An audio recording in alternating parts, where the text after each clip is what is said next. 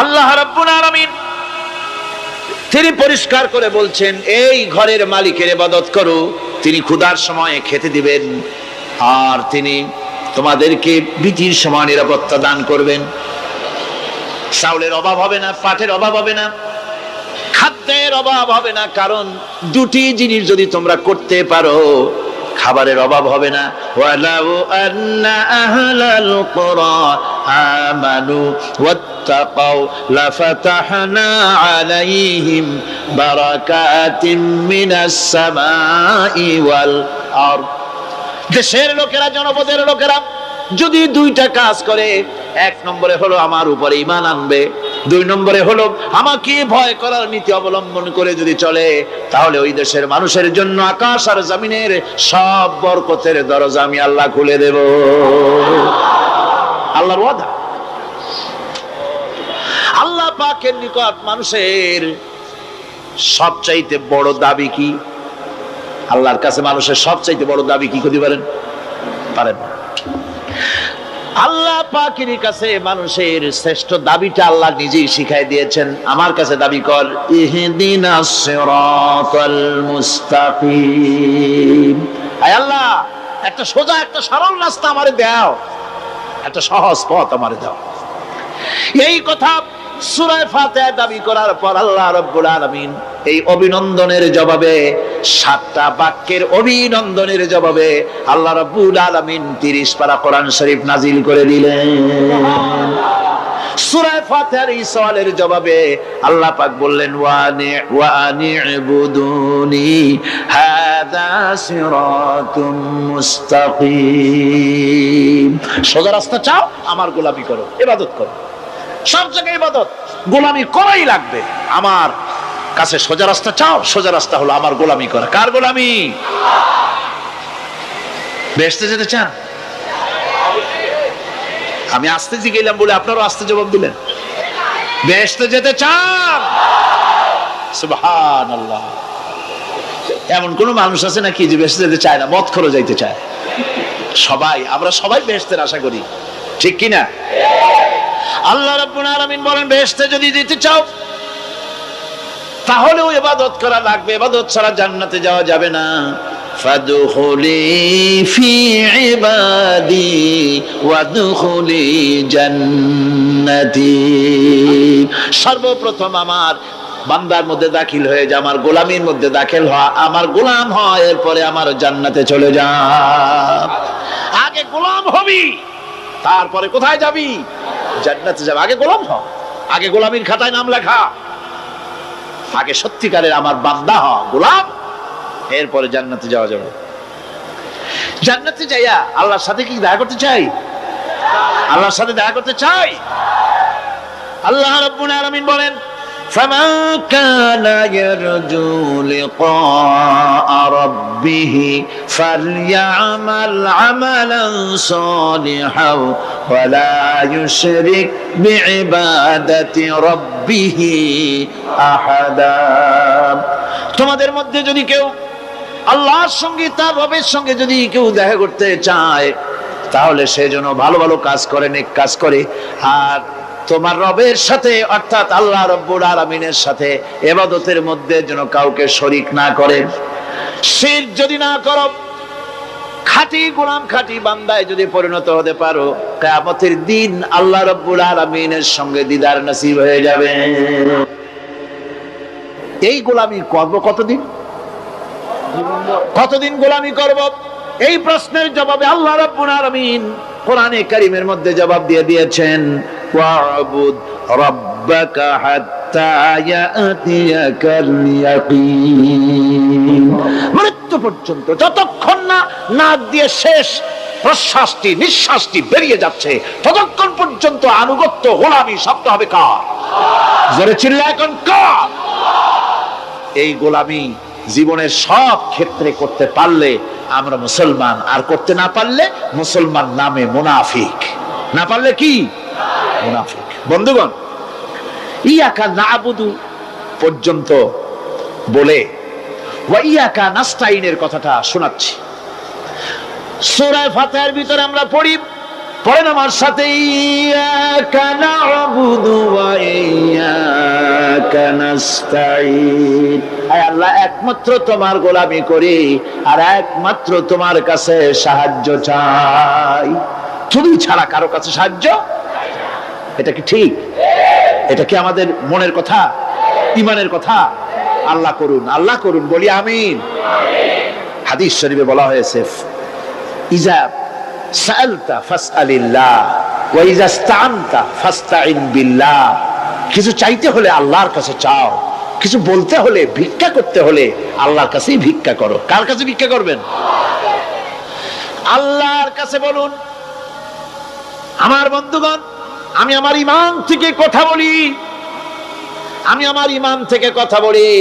কোরআন এবং হাদিস পড়ে যতটুকু আল্লাহ বোঝার তৌফিক দিয়েছেন সেই কথাগুলি পেশ করার জন্য চেষ্টা করি। বন্ধুগণ, এদিক ওদিক কোনো দিকে না ঘুরে মসজিদে যান, মসজিদে গিয়ে নামাজ পড়েন আর আল্লাহর কাছে হাত পেতে আল্লাহরে বলেন। সেজদা গিয়া যখন রব্বুল আলামিনের দরবারে কিছু চাইবেন, হুজুরের কাছে জিজ্ঞেস করা হয়েছে, হুজুর, বান্দা কখন আল্লাহর নিকটবর্তী হয়ে যায়? আল্লাহর নবী বলেছেন, বান্দা যখন সেজদা দেয় তখন বান্দা একেবারে আল্লাহ পাকের কাছে চলে যায়।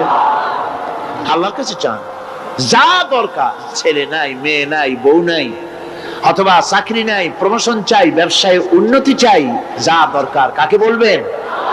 মনটাকে পরিষ্কার করুন, আজকে মনটাকে সাফ করুন, সমস্ত দুর্বলতা থেকে মনকে উঠায় আনো, বিশ্বাস করুন, যা চাওয়া, যা বলা সবটা আল্লাহর কাছে। কার কাছে? আমি তার গোলাম। আমি কার গোলাম? আল্লাহ ছাড়া কারো কাছে আমার অভিযোগ তুলবো না, সবটা বলবো আল্লাহর কাছে। বলে দেখেন, বলে দেখেন আল্লাহ পাক কিভাবে আপনাকে সাহায্য করেন। সুবহানাল্লাহ। ভাইরা আমার, আল্লাহ রাব্বুল আলামিন রাসূল করিম সাল্লাল্লাহু আলাইহি ওয়াসাল্লামকে বলেছেন, ফাইদা ফারাগতা ফানসাব ওয়া ইলা রাব্বিকা ফারগাব। যখন তুমি খালি হাত হয়ে যাবে, দাঁড়িয়ে যাবে এবং তোমার রবের কাছে মিনতি জানাবে, কিছু যখন থাকবে না, তোমার রবের কাছে দাঁড়ায় যাও আর তার কাছে মিনতি জানাও, তোমাকে আল্লাহ ভরপুর করে দিবেন।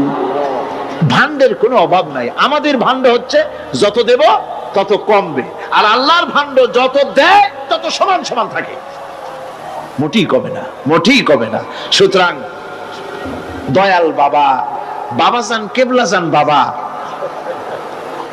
কি যে কবে আর কি করবে দিশা করতে পারে না। গান বাজনা, তারপরে গোসল শরীফ, কি জানি হাবিজাবি শরীফ, কোন শেষ বেদাত দিয়ে ভরে গেছে।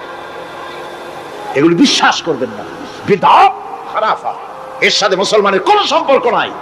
গান বাজনার সাথে মুসলমানের কোনো সম্পর্ক। হাতে কতগুলো ঢোল নিয়ে তারপরে মাজারের কাছে গিয়ে ঢোল বাজায়, কবরের কাছে, মাথায় কতগুলো চুল, দাঁতে ময়লা, মোষগুলা ঠোঁট দুইটা ঢাইকিয়া দাড়ির কাছে এসে পড়ছে। হায় হায় রে, এই রকমের মোষ আমি মাঝে মধ্যে চিন্তা করি যে দই খায় কেমনে এরা। গাঁজা মদ খাইয়া এগুলো মাজার মধ্যে গিয়ে পড়ে থাকে, আর কি জানি আছে ওইটারে ঘষে এগুলো, আর বলে মদিনা যাব কেমনে, মদিনা যাব কেমন। তুই মদিনা যাবি কেমনে? মদ খেয়ে গাঁজা খেয়ে তুই যাবি মদিনা? একটা কথা হইলো? তোর নাপাক কদম আল্লাহ পাকের আরদে মুকাদ্দাসে উঠতে পারে না। বদকার, জিনাকার, শারাবি, কাবাবি, আল্লাহ পাকের নাফরমান। কতগুলা শালু কাপড় গায়ে দিয়া, মাথায় কতগুলা চুল রেখা, তারপরে গ্রামের নামে শরীফ। আশ্চর্য কথা, এই গ্রামের নাম শরীফ, ওই গ্রামের নামের মাথায় গিয়া শরীফ। শরীফ তো মক্কা শরীফ, মদিনা শরীফ, কোরআন শরীফ, হাদিস শরীফ, আর শরীফের দরকার নাই। শরীফের জাত মারছে গ্রামে গ্রামে শরীফ লাগাইয়া, কর্ণফুলী শরীফ, চন্দ্রকোনা শরীফ। আশ্চর্য কথা, শরীফ শব্দের একটা ইজ্জত থাকা উচিত, ঠিক কিনা কন? আপনাদেরকে সতর্ক হতে হবে। আনুগত্য এবং গোলামি সকল ব্যাপারে আল্লাহ পাকের করতে হবে, চাইতে হবে কার কাছে? আল্লাহর কাছে। আমার এই কথা আপনাদের মনে আছে কিনা জানি না। সম্রাট শাহজাহানের সময় এক ফকির, এক ভিক্ষুক ভিক্ষা করে বেড়াতো। 70-80 বছর বয়স হয়ে গিয়েছে। এক লোক বলছে, সারা জীবন তো তোমারে ছোটবেলা থেকে ভিক্ষা করতে দেখলাম। সে বলল, মানুষের দেয় তো 2 পয়সা 1 পয়সা, ভিক্ষা ছাড়া করবোটা কি? লোকটি বলল, তোমার একটা পরামর্শ দেই, একদিন সম্রাটের কাছে গিয়ে যে দেখো, একবারে যা দেবে খাইয়া কুলাইতে পারবে না। সম্রাট শাহজাহান কোথায় আছে এখন? দেখো গিয়ে মসজিদে আছে। লোকটি মসজিদের বাইরে গিয়ে দেখে সম্রাট একা হাত তুলে বসে আছে, চোখ থেকে পানি পড়তেছে দর দর করে, দাড়ি ভিজে জামায় পড়তেছে, বহুক্ষণ দাঁড়িয়ে আছে। এরপরে সম্রাট তার মুনাজাত শেষ করে বেরিয়ে আসছেন। ফকিরের সঙ্গে দেখা। ফকির বলল, আসসালামু আলাইকুম। তিনি বললেন, ওয়ালাইকুম আসসালাম ওয়া রাহমাতুল্লাহ। ফকির রওনা করেছে। বাদশা বলছে, তুমি তো একজন ভিক্ষুক মানুষ বলি মনে হয়, আমার কাছে তো কেউ কিছু না চাইয়া যায় না, তুমি যে কিছু না চেয়েই চলে যাচ্ছ। ভিক্ষুক বলছে, জাহাপানা, সত্যি কিছু চাইতে এসেছিলাম আপনার কাছে, কিন্তু আপনার অবস্থা দেখে আমার জ্ঞানের চোখ খুলে গেছে। আমি দেখতে পেলাম, আমি যে সম্রাটের কাছে ভিক্ষা চাইতে আসলাম, আমি তো শুধু তাকায় আছি, আমি তো কান্দি না, বরং আমি যার কাছে চাইতে এসেছি তিনি আমার চাইতে আরো নগণ্য ভিক্ষুকের মতো হয়ে কার কাছে যেন হাত পেতে চোখের পানি ফেলে কান্দে। মনে মনে ভাবলাম, সম্রাট কান্দে যে সম্রাটের কাছে, ওই আল্লাহ ছাড়া জীবনে কারো কাছে কিছু চাইব না। আল্লাহর কাছে চাওয়ার অভ্যাস করুন, তিনি দিতে পারেন, সবকিছু তার আছে। এই বিশ্বাস মনের ভিতরে জমাতে হবে, তাহলেই সত্যিকারের মুসলমান আমরা হব। আল্লাহ পাক সত্যিকারের গোলাম আমাদেরকে বানাবেন। আমরা বলি আমিন। তাওহীদ বোঝা যাবে না শিরক না জানলে, শিরক বোঝা যাবে না তাওহীদ না জানলে, দিন বোঝা যায় না রাত না বুঝলে, রাত বোঝা যায় না দিন না হলে, টক বোঝা যায় না মিষ্টি না হলে, মিষ্টি বোঝা যায় না টক বা তিতা না হলে। কথা বুঝতে পেরেছেন? একটার বিপরীত আর একটা, এটাকে বুঝতে হবে। সুতরাং শিরক এটা হচ্ছে আন্দাজ আর অনুমানের উপর। শিরকের ভিত্তি আন্দাজ আর অনুমান। শিরকের ভিত্তি কি? এই কথাগুলি আমার না, আমি কার কথা শোনাতেছি? আমি কি কিসসা কাহিনী শোনাচ্ছি? গাঁজাখুরি গল্প? আল্লাহর কথা। আমার আল্লাহ পাক বলছেন, আলা ইন্না লিল্লাহি মান ফিস সামাওয়াতি ওয়া মান ফিল আরদ। জেনে রাখো, আসমানের বাসিন্দা হোক আর জমিনের বাসিন্দা হোক, সব হতেছে আল্লাহর মালিকানাধীন। কার মালিকানাধীন? وما يتبع الذين يدعون من دون الله شركاء। যারা আল্লাহকে ছাড়া মন গড়া শরীকদারকে ডাকে, আল্লাহরে বাদ দিয়া অন্য শরীকদের যারা ডাকে, তারা এটা ডাকে কিভাবে? ইয়াত্তাবিউনা ইল্লা যন্না ওয়া ইনহুম ইল্লা ইয়াখরুসুন। তারা নিছক আন্দাজ এবং অনুমানের অনুসারী, আর শুধু কল্পনাই করে। সব কল্পনা, কোনো দলিল নাই। মাজারে গিয়া কিছু চাওয়া, এর কি কোনো দলিল আছে? রাসূলুল্লাহ এরকম করেছেন, সাহাবায়ে কেরাম এরকম করেছেন? আগরবাতি দেওয়া, মোমবাতি দেওয়া, চাদর দেওয়া, এগুলো রাসূলুল্লাহ করেছেন না সাহাবায়ে কেরাম করেছেন? এগুলি সব আন্দাজ এবং অনুমানের উপরে করা। শিরক হচ্ছে অন্ধ অনুকরণের পরিণতি। ওই দেখছি মা বাপ করেছে, মুরব্বীরা করেছে, তাই করে। আল্লাহ পাক বলছেন, যদি তাদের জিজ্ঞেস করে সব কাজ করো কেন তারা? রব্বুল আলামিন বলেন, হাউলাই মা ইয়াবুদুনা ইল্লা কামা ইয়াবুদু আবাউহুম মিন ক্বাবল। হে নবী, এরা সেই মিথ্যা খোদাদের ইবাদত করে। কেন করে? প্রশ্ন করা হলে তারা এই জন্যই করে যে তাদের বাপ দাদারে করতে দেখেছে, তাই বাপ দাদাদের অনুসরণ তারা করে, অনুকরণ করে, আন্দাজের উপরে, অনুমানের উপরে। তাদের কাছে কোনো দলিল নাই। এই শিরক থেকে ফিরে থাকার জন্য সূরা লোকমানের মধ্যে দেখুন, হযরতে লোকমান তিনি তার সন্তানকে ডেকে বলছেন, ইয়া বুনাইয়া إذ قال لقمان لابنه وهو يعظه يا بني لا تشرك بالله إن الشرك لظلم عظيم। يا بني, হে আমার নান্না মুন্না লাডলা, হে আমার কলিজার টুকরা সন্তান, ইয়া বুনাইয়া লা তুশরিক বিল্লাহ, খবরদার আল্লাহর সাথে শরীক স্থাপন করো না। ইন্না শিরকা লাযুলমুন আযীম। শিরক হচ্ছে মস্ত বড় অপরাধ। যারা শিরক করে তারা অপমানিত্বের শেষ পর্যায়ে চলে যায়। তারা অপমানিত হয়। কিরকম? ওয়ামাই ইউশরিক বিল্লাহি ফাকান্নামা খাররা মিনাস সামাই ফাতাখতাফুহু আত-তায়রু আও তাহবি বিহির রিহু ফি মাকানিন সাহিক। আল্লাহর সাথে যারা শিরক করে সে যেন আকাশ থেকে পড়ে গেল। কার কথা এটা? যে ব্যক্তি শিরক করলো সে যেন আকাশ থেকে পড়ে গেল, আর পাখি যেন তাকে মহাশূন্য থেকে ছ মেরে নিয়ে গেল, বাতাস যেন তাকে এক বিরাট প্রান্তর নিয়ে বিন্দু বিন্দু করে ছিন্ন ভিন্ন করে দিল। তার মানে হলো আকাশ থেকে পড়ে যাওয়ার অর্থ হলো তাওহীদের অবস্থান থেকে সরে যাওয়া।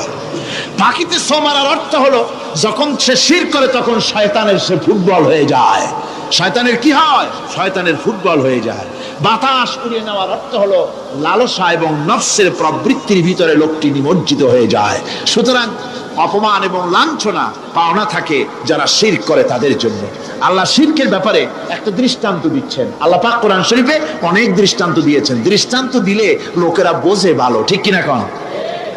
আল্লাহ পাক দৃষ্টান্ত দিচ্ছেন, ইয়া আইয়ুহান নাসু দুরিবা মাসালুন ফাসতাবিউ লাহু ইন্নাল্লাযীনা তাদউনা মিন দুনিল্লাহি লা ইয়াখলুকু যুবাবান ওয়ালাউ ইসতামাউ লাহু। আল্লাহ পাক বলেন, হে মানব সকল, আমি আল্লাহ একটা দৃষ্টান্ত দিতেছি, তোমরা শোনো। সুবহানাল্লাহ। আল্লাহ পাক বলছেন আমি একটা দৃষ্টান্ত দেই, তোমরা শোনো। ফাসতামিউ লাহু, কান পাতা ভালো করে শোনো আমার দৃষ্টান্তটা। আমি আল্লাহরে বাদ দিয়ে যারা অন্যদেরকে ডাকে প্রয়োজন পুরাবার জন্য, সন্তান পাওয়ার জন্য, স্বাস্থ্য ভালো হওয়ার জন্য, ঋণ মুক্ত হওয়ার জন্য, ইবাদত করার নিয়ত নিয়ে আমারে বাদ দিয়ে তারা যারা ডাকে, যাদেরকে ডাকা হলো, ওরা তো মাছির মতো একটা প্রাণীও বানাইতে পারে না। ছোট্ট একটা মাছিও বানাইতে পারে? জোরে বলেন, পারে? মাছির মতো প্রাণী বানানো তো দূরের কথা। ওয়াইয়াসলুবুহুম যুবাবু শাইআ লা ইস্তানকিযুহু মিনহু যাউফাত তালিব ওয়াল মাতলুব। ওই মাছি যদি তার কাছ থেকে কোনো জিনিস হরণ করে নিয়ে যায়, মাছির কাছ থেকে ওটা ফিরায় রাখার ক্ষমতা তার নাই। মূর্তি বানানো হয় 10 খানা হাত, 20 খানা হাত, 40টা মাথা, সামনে ডাব আছে, চিড়া আছে, কলা আছে, মুড়ি আছে, কত খাবার। মাছিতে সব যদি নিয়ে যায়, কুত্তায় দাঁড়ায় যদি গায়ে পেশাবও করে দেয়, এতগুলা হাত একটা হাত দিয়েও সরাইয়া দিতে পারে না। আল্লাহ পাক বলেন, দাউফাত তালিব ওয়াল মাতলুব।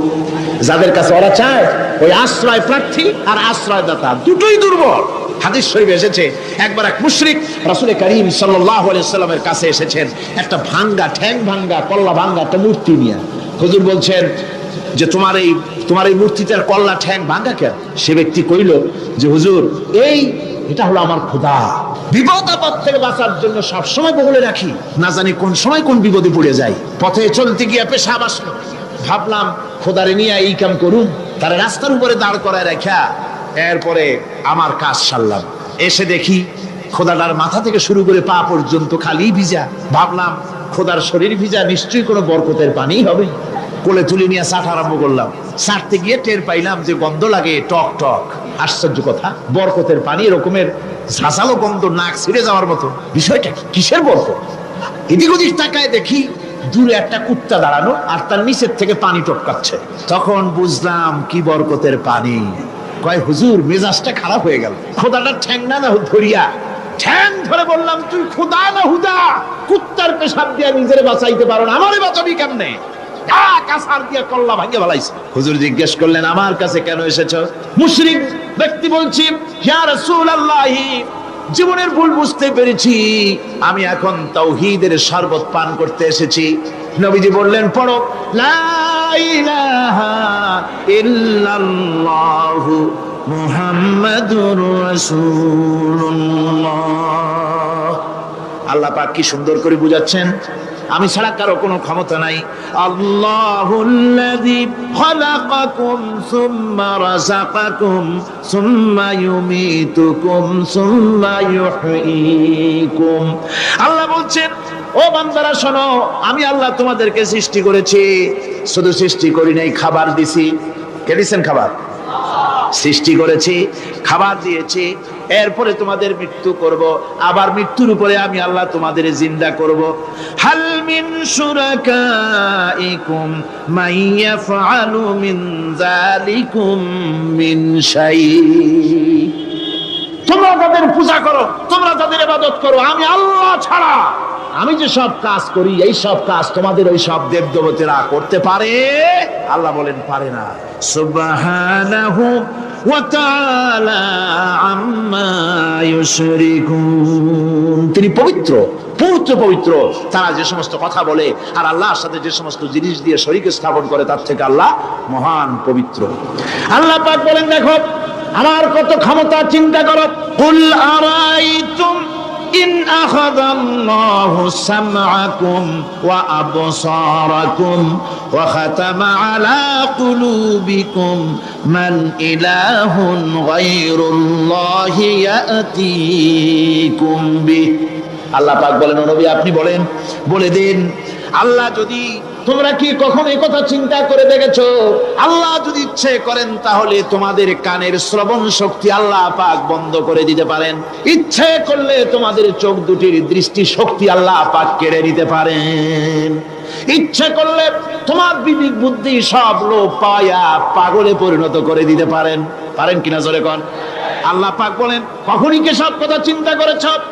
ইচ্ছে করলে আমি তোমার শ্রবণ শক্তি বন্ধ করে দিতে পারি, চোখের দৃষ্টি শক্তি, চোখের নূর কেড়ে নিতে পারি, বিবেক বুদ্ধি লোপ পাওয়া দিতে পারি। এরপরে এগুলি যদি আমি করি, মান ইলাহুন গায়রুল্লাহি ইয়াতিকুম বিহি, তাহলে আমি আল্লাহ ছাড়া মন কি আছে? আবার তোমার দৃষ্টি শক্তি ফিরায় দিতে পারে, আবার তোমার শ্রবণ শক্তি ফিরায় থাকে ফিরায় দিতে পারে, আবার তোমার বিবেক শক্তি ফিরায় দিতে পারে। আছে কি কেউ?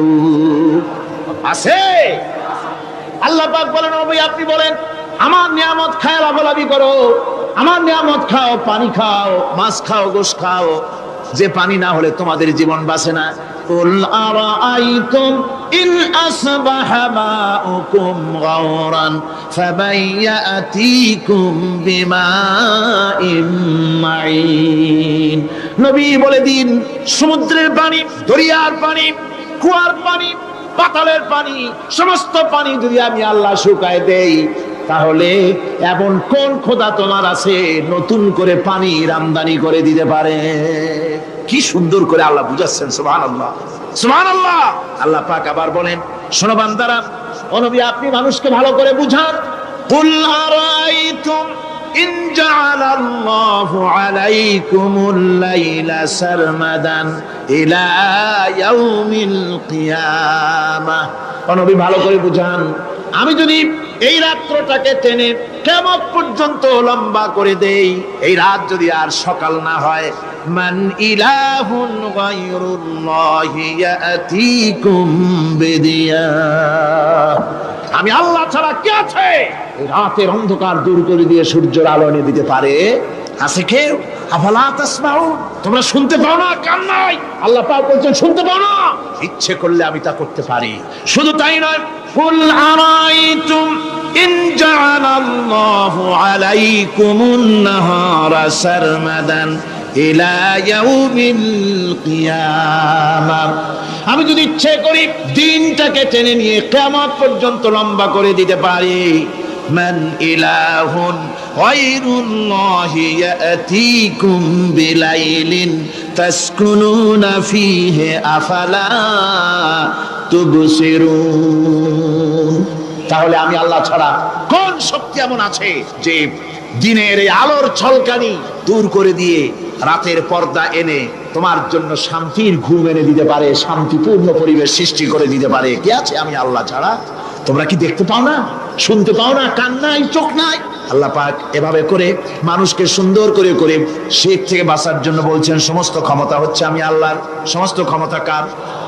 আল্লাহ পাক বলেন এই শিরক যদি ছেড়ে না দাও, আমি ছাড়া অন্য কারো কাছে যদি সন্তান কামনা করো, স্বাস্থ্য কামনা করো, ঋণ মুক্তির কামনা করো, জেনে রাখো কুল তামাত্তাউ ফাইন্না মাসীরাকুম ইলান নার। আল্লাহ পাক বলেন নবী ওদের বলে দেন ফুর্তি করো, খাও, জনমের মতো লুটে পুটে খাও, এরপরে জায়গা হবে জাহান্নাম। জায়গা হবে কোথায়? শিরক যারা করে তাদের জায়গা হবে জাহান্নাম। আল্লাহ বলে দিয়েছেন, ইন্নাহু মান ইউশরিক বিল্লাহি ফাকাদ হারামাল্লাহু আলাইহিল জান্নাহ ওয়া মাওয়াহুন নার। যে ব্যক্তি শিরক করবে তার জন্য আল্লাহ পাক জান্নাতকে হারাম করে দিবেন। নাউযুবিল্লাহ। আল্লাহর জান্নাত হারাম, যারা শিরক করবে তাদের জন্য বেহেশত কি হারাম। আমার বন্ধুগণ, বড় মারাত্মক কথা। খবরদার, এই শিরক থেকে আমাদেরকে বাঁচতে হবে। আল্লাহ সব গুনাহ মাফ করবেন। শিরকের গুনাহ আল্লাহ পাক বলছেন, ইন্নাল্লাহা লা ইয়াগফিরু আন ইউশরাকা বিহি ওয়া ইয়াগফিরু মা দুনা যালিকা লিমান ইয়াশা। আল্লাহ রাব্বুল আলামিন শিরকের গুনাহ মাফ করবেন না, সমস্ত গুনাহ মাফ হয়ে যাবে। শিরকের গুনাহ রব্বুল আলামিন মাফ করে দিবেন না। ওয়া মান ইউশরিক বিল্লাহি ফাকাদ ইফতারা ইসমান আযীমা। যারা শিরক করলো তারা আল্লাহর সাথে মিথ্যা আরোপ করলো, জুলম করলো আল্লাহর উপরে। জোরে কর নাউযুবিল্লাহি মিন যালিক। ভাইরা আমার, সুতরাং আমাদেরকে ডাকতে হবে একমাত্র আল্লাহ পাককে। কাকে ডাকতে হবে? আল্লাহ পাককে ডাকতে হবে। তিনি আমাদের সমস্ত প্রয়োজন মিটিয়ে দিবেন। এই বিশ্বাস আছে তো?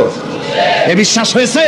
আল্লাহ পাক বলছেন, ওয়ালা তাদউ মিন দুনিল্লাহি মা লা ইয়ানফাউকা ওয়া লা ইয়াদুররুকা ফাইন ফাআলতা ফাইন্নাকা ইযাম মিনাজ জালিমিন। আল্লাহকে ছেড়ে এমন শক্তিকে কেন ডাকো যে শক্তি তোমার কোনো ফায়দা করতে পারবে না, কোনো ক্ষতিও করতে পারবে না, এমন কি ওরা নিজেদেরও কোনো উপকার করতে পারে না। আল্লাহ পাক আরো বলেন, ওয়া ইয়ামসাসকাল্লাহু বিদুররিন ফালা কাশিফা লাহু ইল্লা হুয়া। আল্লাহ পাক যদি কোনো বিপদ দেন, ওই বিপদ থেকে তোমাকে কেউ ফিরাইয়া দিতে পারে না। ওয়া ইউরিদিকা বিখাইরিন ফালা রাদ্দা লিফাদলি। আল্লাহ পাক যদি তোমার কোনো অনুগ্রহ করতে চান, তোমাকে যদি কোনো সাহায্য করতে চান, সেই সাহায্যের মুখেও তোমাকে কেউ প্রতিরোধ করে তুলতে পারে না, আল্লাহর সাহায্য ফিরাই দিতে পারে না। সুতরাং সবকিছুর মালিক হচ্ছেন আল্লাহ। চাইতে হবে আল্লাহর কাছে। বলুন তো জোরে সরে, হায়াতের মালিক কে? সমস্ত মুসলমানদেরকে চিল্লায় বলতে হবে। দাঁড়ানো মানুষ, বসা মানুষ, সব মুসলমান একযোগে শরীরের সমস্ত শক্তি দিয়ে বলুন, হায়াতের মালিক কে? মওতের মালিক কে? হাসাবার মালিক কে? কাঁদাবার মালিক কে? খেতে দেওয়ার মালিক কে? মৃত্যু দেওয়ার মালিক কে? সব কিছুর মালিক কে? আল্লাহ সুবহানাহু ওয়া তাআলা। তিনি হচ্ছেন একমাত্র আমাদের প্রভু। আল্লাহ রাব্বুল আলামিন বলেন, ওয়া'বুদুহু ওয়াশকুরু লাহু ইলাইহি তুরজাউন। ওই আল্লাহর ইবাদত করো, তার শুকর আদায় করো, তার দিকেই আমাদের সকলকেই ফিরে যেতে হবে। আমরা বিপদে পড়ি, মুসিবতে পড়ি, যে অবস্থায় থাকি, আল্লাহ আমাদেরকে বাঁচান, রক্ষা করেন, এই বিশ্বাস আমাদের মনের মধ্যে সবসময় থাকতে হবে। আমরা ঝড়ের মধ্যে পড়ি, বৃষ্টির মধ্যে পড়ি, বিপদে পড়ি, যেখানেই থাকি, যত কষ্ট করি, সব জায়গায় আল্লাহ আমাদের হেফাজত করেন। কে করেন? হেফাজত। সুতরাং কোনো মাজারে নয়, কোনো কবরে নয়। আপনারা এর থেকে, এই সমস্ত শিরক এবং বেদাত থেকে আপনাদেরকে বাঁচতে হবে। আকাশ থেকে, জমিন থেকে খাদ্য, রিজিক, ভালো সবকিছু আল্লাহ পাক আমাদেরকে দেন। আইলাহুম্মা আল্লাহ। এই সমস্ত কাজে আল্লাহর কোনো শরীক নাই। আছে নাকি কোনো শরীক? যদি থাকে, কুল হাতু বুরহানাকুম ইন কুনতুম সাদিকিন। যদি তোমাদের কোনো দলিল থাকে, যদি সত্যবাদী হও তোমাদের দাবিতে, তাহলে সেই দলিল তোমরা নিয়ে আসতে পারো। আমাদেরকে পরিষ্কারভাবে সবকিছু চাইতে হবে আল্লাহর কাছে। এই ঈমান আজকে পোক্তা হলো তো? জোরে বলেন, পোক্তা হলো? আমরা মোনাজাত করবো। এখন কি করব? মোনাজাত হবে। দাঁড়ানো ভাইরা বসেন, এক মুহূর্তের ভিতরে দাঁড়ানো ভাইরা বসে বলুন, আল্লাহর কাছে এখন আমরা চাইবো। আজকে জুমার রাত, আজকে কিসের রাত? যে আল্লাহর এত শক্তির কথা বললাম, সেই আল্লাহর কাছে চাইবো, ভিক্ষা করবো। আজকে আল্লাহর কাছে চাইবো। আল্লাহর কাছে চাওয়া থেকে যারা মাহরুম হয়, তাদের অবস্থা যে কত করুণ। আল্লাহর কাছে যদি হাত পাতার মতো হিম্মত না হয়, মুনাজাতের কথা শুনে যারা হাঁটে, আমার দুঃখ হয় তাদের জন্য, করুণা হয় তাদের জন্য। আল্লাহ পাকের কাছে হাত তুলতে হবে, আল্লাহর কাছে হাত তুলতে হবে। কার কাছে হাত তুলতে হবে? আল্লাহর কাছে। এখন মুনাজাত হবে। দাঁড়ানো ভাইরা বসেন, কোন মুসলমান দাঁড়ানো থাকবেন না। সাহায্য আমরা প্রাণ ভরে চাইবো আল্লাহর কাছে। কার কাছে? একটি হাদিস আপনাদেরকে শোনাতে হয়। روي الطبراني في إسناده أنه كان في زمان النبي صلى الله عليه وسلم منافق يؤذي المؤمنين فقال بعضهم قوموا بنا نستغيث برسول الله صلى الله عليه وسلم من هذه المنافق তাবারানী হাদিস এটি সনদ সহকারে হাদিসটি এসেছে সেটা হচ্ছে যে রাসূল করিম সাল্লাল্লাহু আলাইহি ওয়াসাল্লামের জামানায় একজন মুনাফিক এক এলাকায় মুসলমানদেরকে খুব রকম নির্যাতন করতেছিল এলাকার মুসলমানেরা বলল যে চলো আমরা যাই রাসূল করিম সাল্লাল্লাহু আলাইহি ওয়াসাল্লামের কাছে সাহায্য চাই তিনি যদি মুনাফিক থেকে আমাদের বাঁচান এবং তারা গিয়ে রাসূলের কাছে মুনাফিক থেকে বাঁচার জন্য সাহায্য চাইলেন فقال النبي صلى الله عليه وسلم انه لا يستغاث بي وانما يستغاث بالله শোনো মুসলমানেরা খবরদার আমার কাছে সাহায্য চাইও না সাহায্য চাইবে কেবলমাত্র আল্লাহ পাকের কাছে সাহায্য চাইতে হবে আল্লাহ পাকের কাছে সুতরাং কোরআন থেকে হাদিস থেকে আপনাদের সামনে কথাগুলি তাওহীদ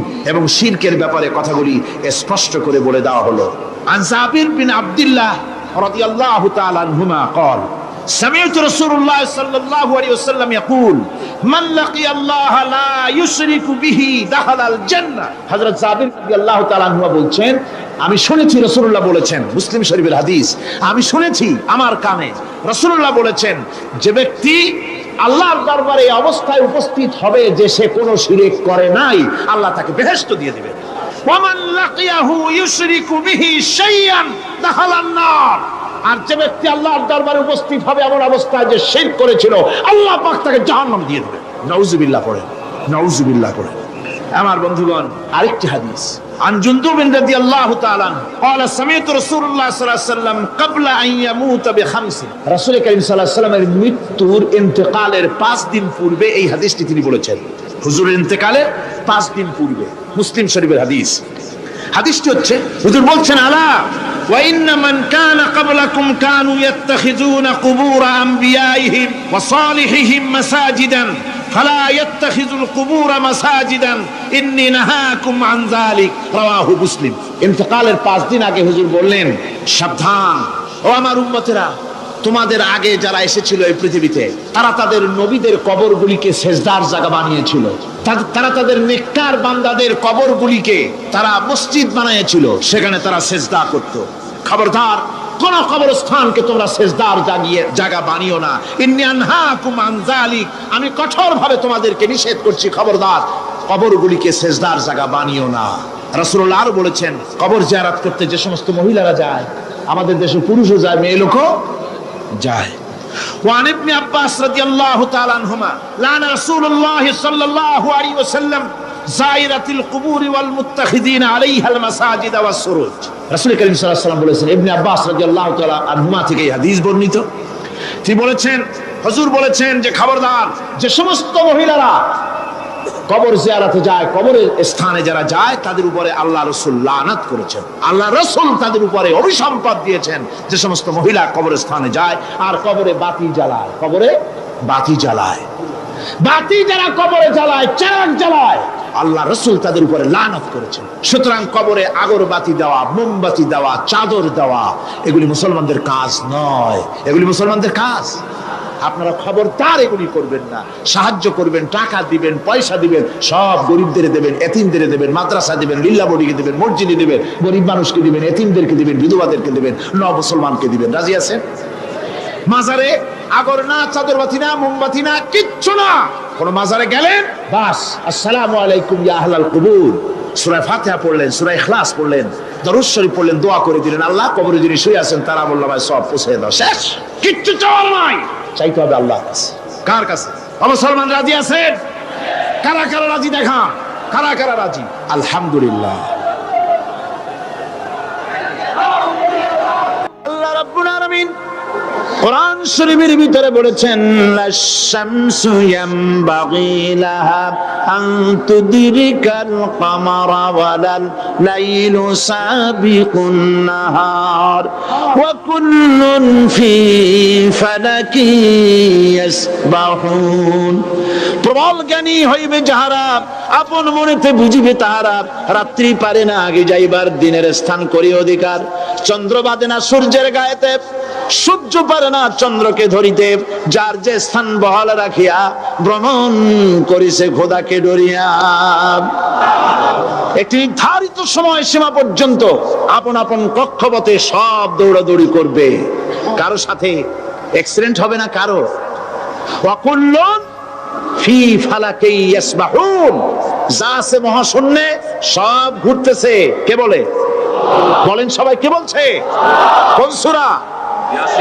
সূরা ইয়াসিন। আবার শুনুন, আল্লাহ পাক ফয়সালা দিচ্ছেন, ঘোরে কেডা? শুধু সূর্য ঘোরে না, শুধু চন্দ্র ঘোরে না, আল্লাহ মহাশূন্যে যা রেখেছেন সব ঘুরতেছে, সবই সন্তরণশীল, সব গতিশীল। সুতরাং ফয়সালা তো আল্লাহর কাছ থেকে নিতে হবে। পৃথিবী সৃষ্টি করেছেন, মানব গোষ্ঠী সৃষ্টি করেছেন এবং মানুষের প্রয়োজন মিটিয়েছেন। এই মানুষগুলিকে কে সৃষ্টি করেছে? মানুষ সৃষ্টির ব্যাপারেও দার্শনিকরা মানুষদেরকে বিভ্রান্ত করে। যা কলেজে বিশ্ববিদ্যালয়ে পড়ানো হয়, এই কোরআন শরীফ বিশ্ববিদ্যালয়ে পড়ানো হয়? হ্যাঁ হয়। কয়েকটা আয়াত, কয়েকটা সূরা পরীক্ষা পাস করার জন্য একটু একটু অপশনাল রেখে দেওয়া হয়েছে। বর্তমান যে শিক্ষা কমিশন, শামসুল হক শিক্ষা কমিশন রিপোর্ট মন্ত্রী পরিষদে অনুমোদন করেছে বর্তমান সরকার। এই শিক্ষানীতিতে বলা হয়েছে ক্লাস 1 থেকে নিয়ে ক্লাস 5 পর্যন্ত ধর্মীয় শিক্ষা দিতে দেওয়া হবে না। তাহলে ক্লাস 5 পর্যন্ত যদি ধর্মীয় শিক্ষা না থাকে, তাহলে ক্লাস 6-7-এ ওঠার পর আরবি যাওয়ারা, বাজাবর বা আনাকুম জানাকুম ছেলেরা পড়বে? মেয়েরা পড়বে? আসল উদ্দেশ্য হলো ইসলাম থেকে জাতিকে দূরে সরাবার জন্য ষড়যন্ত্র। এই সরকারের প্রণীত শিক্ষানীতি আমরা মানি না। আপনারা মানেন? যেই মাদ্রাসা মানুষের চরিত্র সৃষ্টি করে, বর্তমান সরকার সেই মাদ্রাসাগুলি একটা একটা করে ধ্বংস করার পরিকল্পনা গ্রহণ করেছে। সুতরাং আসল শিক্ষা হলো কোরআনের কাছে। আসল শিক্ষা কোথায়? কোরআনের কাছে। কোরআন যদি শিখানো হতো, কোরআন যদি শিখানো হতো কলেজে, বিশ্ববিদ্যালয়, তাহলে গতকাল চট্টগ্রাম বিশ্ববিদ্যালয় থেকে যেসব ছেলেরা বিশ্ববিদ্যালয় কর্তৃপক্ষ কর্তৃক বরাদ্দকৃত, হাইজ্যাক করা নয়, বরাদ্দকৃত 4খানা বাস দিয়ে কোরআন শুনতে আসতে চেয়েছিল, বর্তমান সরকারের তথাকথিত সোনার ছেলেরা আসতে দিল না। কোরআন যদি তারা পড়তো, তাহলে কোরআন শরীফ শুনতে তারাও আসতো। কপাল পড়া। জোরে বলেন কি? আরো জোরে বলেন কি? কপাল পড়া। সব ভালো লাগে, কোরআন ভালো লাগে না। এদেরকে শিখানো হয়েছে, আরে তোমরা তো মানুষ না। বলে আমরা কি? তো তোমাদের ডারউইন বাবাজি বলে নাই, শোনো নাই? কি পড়ো টড়ো তোমরা, বুদ্ধি শুদ্ধি রাখো না। ডারউইন বলেছে, থিওরি অফ ইভলিউশনের মধ্যে বলেছেন মানুষ মানুষ না। বলে কি? মানুষ হলো বান্দর। কপাল পোড়া। কি কপালে লেখা থাকে? কাজে কামে প্রকাশ হয়ে যায়। ডারউইন বলল মানুষ মানুষ না। আল ফ্রয়েড বললেন মানুষ হলো মানুষই ঠিক, তবে মানুষ হলো সেক্স সর্বস্ব জীব। সেক্স সমস্যার সমাধান করলে মানুষের সব সমস্যার সমাধান হয়ে যাবে। কার্ল মার্কস বললেন মানুষ হলো পেট সর্বস্ব জীব, পেট সমস্যার সমাধান করে দিলে সব সমস্যা শেষ। আর ডারউইন বললেন মানুষ মানুষই না, মানুষ কি? বলে বান্দর। ওরাং ওটাং শিম্পাঞ্জি আর ব্যাং থেকে মানুষের উৎপত্তি হয়েছে। আমি যখন জীবনের প্রথম শিম্পাঞ্জি দেখলাম, ওরাং ওটাং দেখলাম, তখন আমি মনে করেছি যে ডারউইন খামোখা ভুল করে নাই। এইটা দেখেই ও মনে করেছে যে এই হচ্ছে আমার মাতামহের গোষ্ঠী, এই হলো পিতামহের গোষ্ঠী। আপনারা একটু মাথা কাটায় চিন্তা করেন, মানুষ যদি বান্দর থেকে হবে, আজও বানর ফরেস্ট এরিয়া আছে কিনা বাংলাদেশে? চিল্লায় বলেন আছে কিনা? মানুষ যদি বান্দর থেকেই হবে, আপনারা কি কোনোদিন দেখেছেন যে একটা বান্দরের কোমর পর্যন্ত মানুষের মতো হয়ে সারছে? আর কিছুদিন গেলেই পুরো মানুষ হয়ে যাবে। গলা পর্যন্ত মানুষের মতো হয়ে গেছে, আর কদিন গেলেই মানুষ হয়ে যাবে। দেখছেন কখনো? আচ্ছা আপনারা বলেন, পাবদা মাছ আপনারা চট্টগ্রামে কি বলেন? পাবদাই বলেন। পাবদা মাছ দেখতে কি মাছের মতো লাগে? বোয়াল মাছের মতো। কোন পাগলে কি বলছে কথা যে বোয়ালের পূর্বপুরুষ পাবদা? পাবদাগুলি পুটি টুটি খাইয়া খাইয়া আস্তে আস্তে বোয়াল হয়ে গেছে, এ কথা কেউ বলে? আচ্ছা, শোলের যে ছোট সাইজ, শোল মাছ, গজাল মাছ, এর যে ছোট্ট সাইজ ভর্তা করে খায়, শুটকি বানায় খায়, ওগুলোর কি বলে? টাকি মাছ। এই টাকি মাছ দেখতে শোল মাছের মতো। কেউ পাগলকে আজ পর্যন্ত বলেছে যে সে একটা মোহ, এই মোহের পেছনে মানুষেরা ঘুরছে, বিবি বাল বাচ্চা এর পেছনে ঘুরছে।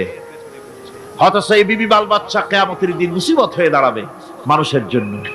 একটা মোহর মধ্যে মানুষ পড়ে আছে, খেল তামাশার ভিতরে পড়ে আছে। আল্লাহ পাক বলছেন, কুল মাতাউদ দুনিয়া কালিলুন ওয়াল আখিরাতু খায়রুল লিমান ইত্তাকা।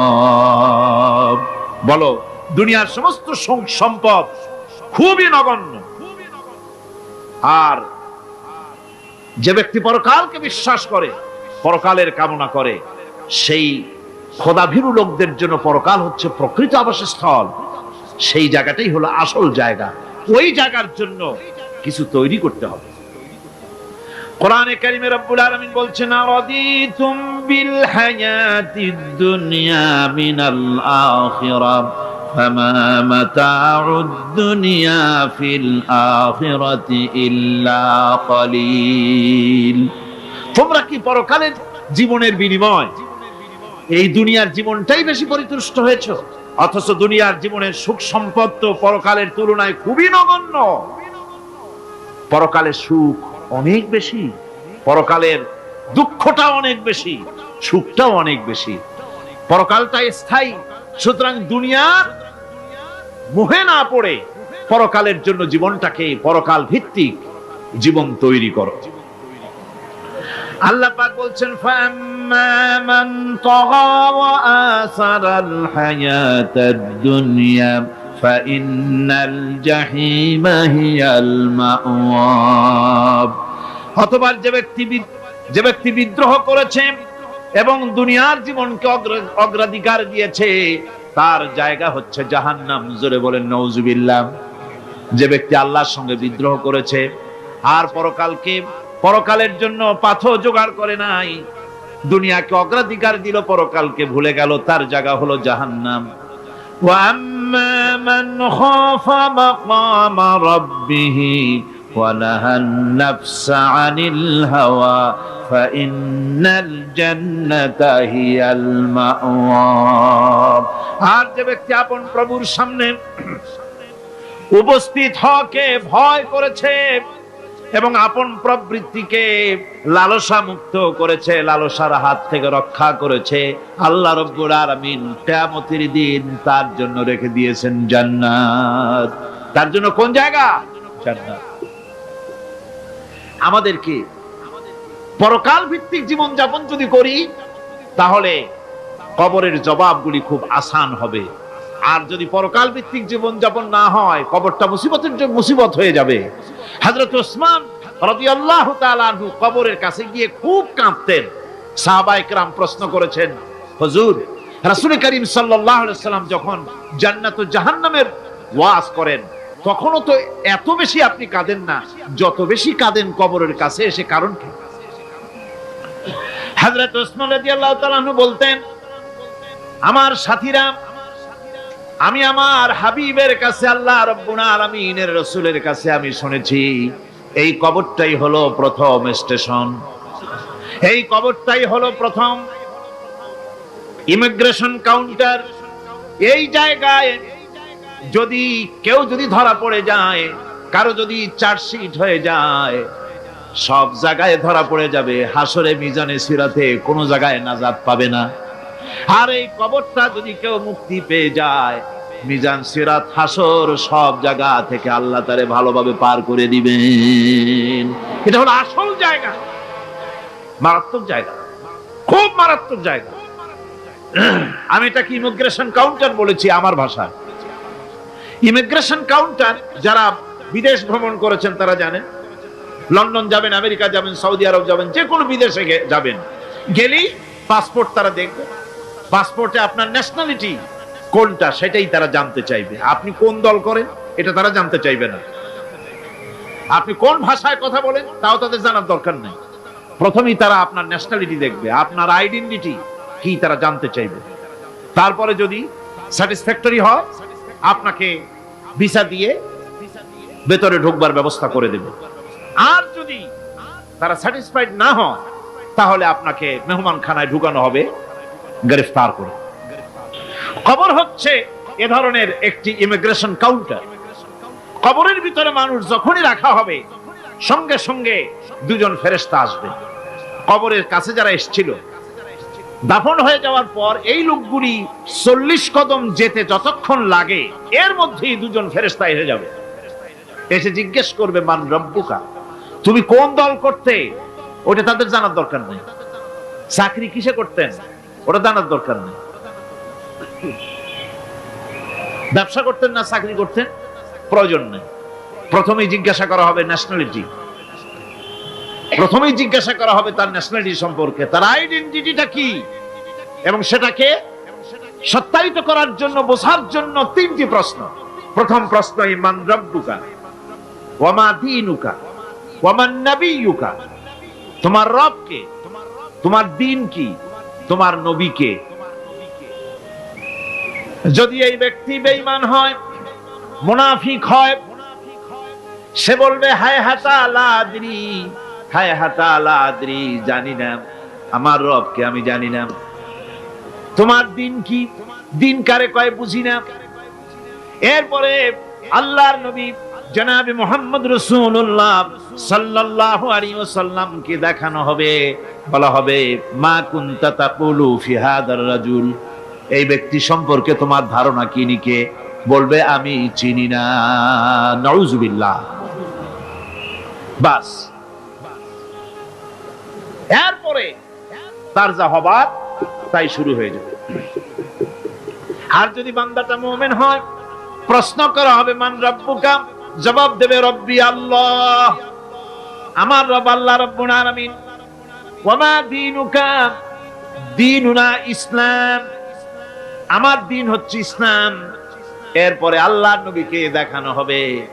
কয়েক রকমের বর্ণনা আছে, কোন বর্ণনায় আছে হুজুরের আকারে দেখানো হবে অথবা রাসূলকে সরাসরি দেখানো হবে। বলা হবে মা কুনতা তাকুলু ফি হাদার রাজুল, এই লোকটি সম্পর্কে ধারণা কি। মুমিন ব্যক্তি বলবে হাদা নবিয়ুনা মুহাম্মাদুর রাসূলুল্লাহ সাল্লাল্লাহু আলাইহি ওয়াসাল্লাম, ইনি আমার তো সেই নবী মুহাম্মাদুর রাসূলুল্লাহ সাল্লাল্লাহু আলাইহি ওয়াসাল্লাম। আমরা যেন এই রকমের জবাব দিতে পারি, আল্লাহ কবুল করো। সকলে জোরে কোন আমিন। জবাব হয়ে যাওয়ার পর গায়ব থেকে আওয়াজ আসবে, ফাফরিশু বিল জান্নাতি ওয়ালবিসু বিল জান্নাহ, ও আমার ফেরেশতারা আমার এই বান্দাকে জান্নাতের পোশাক পরায়া দাও আর কবরটাকে জান্নাতের বিছানা বিছায়া দাও। জান্নাতের পোশাক পরায়া দাও, জান্নাতের বিছানা বিছায়া দাও। ইলা মাদ্দা বাসারিহি, তার চোখের দৃষ্টি যতদূর যায় কবরটা ততটা প্রশস্ত করে দাও। এরপর বেহেশতের পোশাক পরাইয়া বেহেশতের বিছানা বিছায়া ফেরেশতা বলবে নম কানাউমুল উরুস, ঘুমিয়ে যাও। দুলামিয়া যেমন বাসর সজ্জায় নতুন বউ নিয়ে আরামে ঘুমায়, এরকম আরামে ঘুমায় যাও। ইলা ইয়াউমিল কিয়ামা, কিয়ামত পর্যন্ত ঘুমায় আরামে ঘুমিয়ে থাকবে। এরপরে সিংহায় ফুৎকার হবে, সিংহার ফুৎকারের আওয়াজে তার ঘুম ভেঙে যাবে। বলবে ইয়া ওয়াইলানা মান বাআসানা মিন মারকাদিনা, হায় আফসোস, আমার এত আরামের ঘুম থেকে কে আমাকে জাগ্রত করলো, আমার ঘুমটারে নষ্ট করলো কে। আওয়াজ আসবে হাযা মা ওয়াদার রহমান ওয়া সাদাকাল মুরসালুন, এটা হচ্ছে রহমানের সেই ওয়াদা আর মুরসালিনরা নবীরা সত্য কথাই বলেছিলেন, সেই কিয়ামত অনুষ্ঠিত হচ্ছে। আমার বন্ধুগণ, সেজন্য এই দুনিয়ার মোহে পড়ে থাকলে পরে দুনিয়ায় যারা অগ্রাধিকার দিবে দুনিয়াকে পরকালের তুলনায়, জবাব দিতে পারবে না কবরের ভিতরে গিয়া। আর যারা পরকালকে অগ্রাধিকার দিবে, দুনিয়ার চাইতে পরকালকে বেশি অগ্রাধিকার দেবে আর আল্লাহর ভয় কলিজার ভিতরে রাখবে, কবরের জবাব সঠিকভাবে দিতে পারবে, কিয়ামতের দিন আল্লাহ রাব্বুল আলামিন তাদের জন্য জান্নাত দান করবেন। জোরে বলেন আমিন। দুনিয়াটা হচ্ছে দুনিয়া যেখানে আমরা আছি। আমি আগেই বলেছি দুনিয়া হচ্ছে আদনা শব্দ থেকে এর উৎপত্তি হয়েছে। তুচ্ছ, নিকৃষ্ট, এটার দাম নাই, এটার মূল্য নাই। হযরত ইবনে কাইয়িম রাহিমাহুল্লাহ নওয়ারাল্লাহু মারকাদাহু ওয়া জাআলাল জান্নাতা মাথওয়াহু, হযরত ইবনে কাইয়িম তিনি বলছেন, সুন্দর করে বলছেন দুনিয়া সম্পর্কে, মা মাদা ফিদ দুনিয়া আহলামুন ওয়া মা বাকিয়া মিনহা আমানি ওয়াল ওয়াক্তু বাইনাহুমা দায়ুন। মা মাদা ফিদ দুনিয়া আহলামুন, জীবনের যে অংশ ফেলে এসেছি সেটা আজ একটা স্বপ্ন, ওয়া মা বাকিয়া মিনহা আমানি, আর জীবনের যে অংশ সামনে বাকি আছে সেটা এখন একটা আকাঙ্ক্ষা, ওয়াল ওয়াক্তু বাইনাহুমা দায়ুন, আর এর মাঝখান থেকে সময় সব চলে যাচ্ছে। কত বড় কথা চিন্তা করেছেন? জীবনের যে অংশ ফেলে এসেছি তা আজকে স্বপ্ন, তা কি বলে স্বপ্ন, আর সামনে যা আছে সেটা আকাঙ্ক্ষা, আর মাঝখান থেকে সময় সব চলে যাচ্ছে। এরপরে তিনি বলছেন, ওয়ামান ইয়াসহাবিদ দুনিয়া ইয়াকুন মিসলা কাবিদিন আলাল মাই খালাতুহু ফুরুজুল আসাবিঈ। দুনিয়াদারের অবস্থা হচ্ছে এই, কেউ যদি দুই হাতে পানি খামসায় ধরে, দুই হাতে কি ধরছে বলে, দুই হাতে পানি খামসায় ধরেছে, খুব মজবুত করে ধরেছে, দুই মুঠ পানি, বলেন থাকবে কতটুকু? কতটুকু থাকবে? এক ফোঁটাও থাকবে না, কারণ তার আঙ্গুলের ফাঁক তার সাথে খেয়ানত করবে, আঙ্গুলের ফাঁক দিয়া পানিগুলি সব বেরিয়ে চলে যাবে।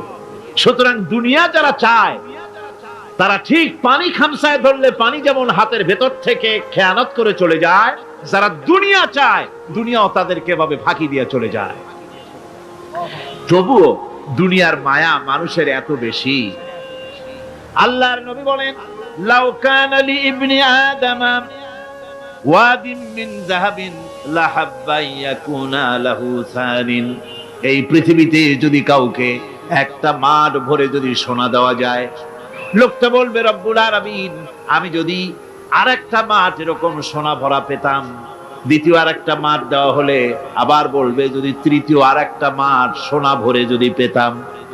নবীজি বলেন, ওয়ালা ইয়ামলাউ জাওফু ইবনু আদামা ইল্লা তুরাব, মানুষের পেট 3.5 হাত মাটি ছাড়া, কবরের মাটি ছাড়া মানুষের পেট ভরবে না। আরো চাই, আরো চাই, চাওয়ার কোনো শেষ নাই। মানুষ এভাবে করে দুনিয়ার মহব্বতে এমনি পাগল হয়ে যায়, শুধু দুনিয়ার মহব্বত, পরকালকে বেমালুম ভুলে যায়।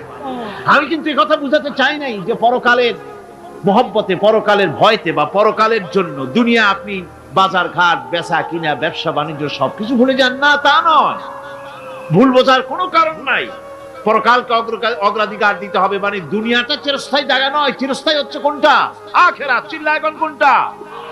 সুতরাং এখানে যা করতে হবে, আখিরাতে জবাবদিহিমূলক জীবন যাপন করতে হবে। আপনি ব্যবসা করবেন, ওজনে কম দিতে পারবেন না, আপনি খাদ্যে ভেজাল দিতে পারবেন না, চুরি করতে পারবেন না, ডাকাতি করতে পারবেন না, জেনা করতে পারবেন না, বদমাশি করতে পারবেন না, মদ খেতে পারবেন না, সন্ত্রাসী হতে পারবেন না, হাইজ্যাকার হতে পারবেন না, চাঁদাবাজ হতে পারবেন না, মুনাফাখোর হতে পারবেন না, আপনি চোরা কারবারি হতে পারবেন না, ঘুষখোর হতে পারবেন না, সুদখোর হতে পারবেন না। এই সব কাজ পরকালকে বিশ্বাস করলেই এ সমস্ত কাজ থেকে মানুষ বিরত থাকতে পারে। কথা ঠিক কিনা? এটাই হচ্ছে। সুতরাং এই পৃথিবী থাকবে না, এটা কি চিরকাল থাকবে? না, এর একটা পরিসমাপ্তি ঘটবে। যেমন করে সারা বছর লেখাপড়া করার পর কলেজে, বিশ্ববিদ্যালয়, মাদ্রাসায়, হাই স্কুলে, সব জায়গায় সারা বছর লেখাপড়া করার পর যেমন পরীক্ষা দেওয়ার একটা দিন আসে, সারা বছর ব্যবসা করার পর হিসাব নিকাশ করার যেমন একটা সময় আসে, সারা মাস চাকরি করার পর বেতন পাওয়ার যেমন একটা দিন আসে, সারা জীবন চাকরি করার পর পেনশন পাওয়ার যেমন একটা সময় আসে, অনুরূপ ভাবে এই দুনিয়া যেদিন শেষ হয়ে যাবে, আল্লাহ নির্ধারিত সময় শেষ হয়ে যাওয়ার পর একটা সময় আসবে যখন আল্লাহ রব্বুল আলামিন সব শেষ করে দিবেন, লন্ডভন্ড হয়ে যাবে, কিছুই থাকবে না। কোরআনে কারিমে আল্লাহ সব বলেছেন, কোরআনে সব আল্লাহ বলে দিয়েছেন। আল্লাহ পাক বলেন এই পৃথিবীর সব কেমন ভাবে ধ্বংস হবে তার চিত্র আল্লাহ পাক কোরআনে কারিমে তুলে ধরেছেন। ইদাস সামাউ ফাতারাত ওয়া ইদাল কাওয়াকিবু তাসারাত ওয়া ইদাল বিহারু ফুজ্জিরাত ওয়া ইদাল কুবুরু বু'সিরাত। যখন আকাশসমূহ দীর্ণ বিদীর্ণ হয়ে যাবে, তারকাগুলি বিক্ষিপ্ত হয়ে ছিটকে পড়বে, আর সমুদ্রগুলি উচ্ছ্বসিত হয়ে পড়বে, কবরগুলি সব তার ভেতরে যা আছে উদ্গীরণ করে দেবে, তারকাগুলি স্থিমিত হয়ে যাবে। এরপরে সমস্ত আকাশগুলি কাতাইয়িস সিজিল্লিল কুতুব, কিতাবের পৃষ্ঠার মতো একটার পরে একটা ঠাস ঠাস করে পড়তে থাকবে, চূর্ণ বিচূর্ণ হয়ে ভেঙে চুরে একাকার হয়ে যাবে। পাহাড়গুলিকে উড়িয়ে দেওয়া হবে, চন্দ্র এবং সূর্য একাকার হয়ে যাবে। আল্লাহ রাব্বুল আলামিন বলেন ফাইদা বারিকাল বাসার ওয়া খাসাফাল কমার ওয়া জুমিআশ শামসু ওয়াল কমর। চক্ষু যখন বিস্ফারিত হয়ে যাবে, চাঁদ যখন তার আলো হারিয়ে ফেলবে, সূর্য যখন তার আলো হারিয়ে ফেলবে, চাঁদ আর সূর্য সব একাকার হয়ে যাবে, সেই সময়ের অবস্থাটা কি চিন্তা করো। মানুষ হয়রান হয়ে দৌড়াদৌড়ি করবে। ওয়াহুমিলাতিল আরদু ওয়াল জিবালু ফাদুক্কাতা দাক্কাতান ওয়াহিদা।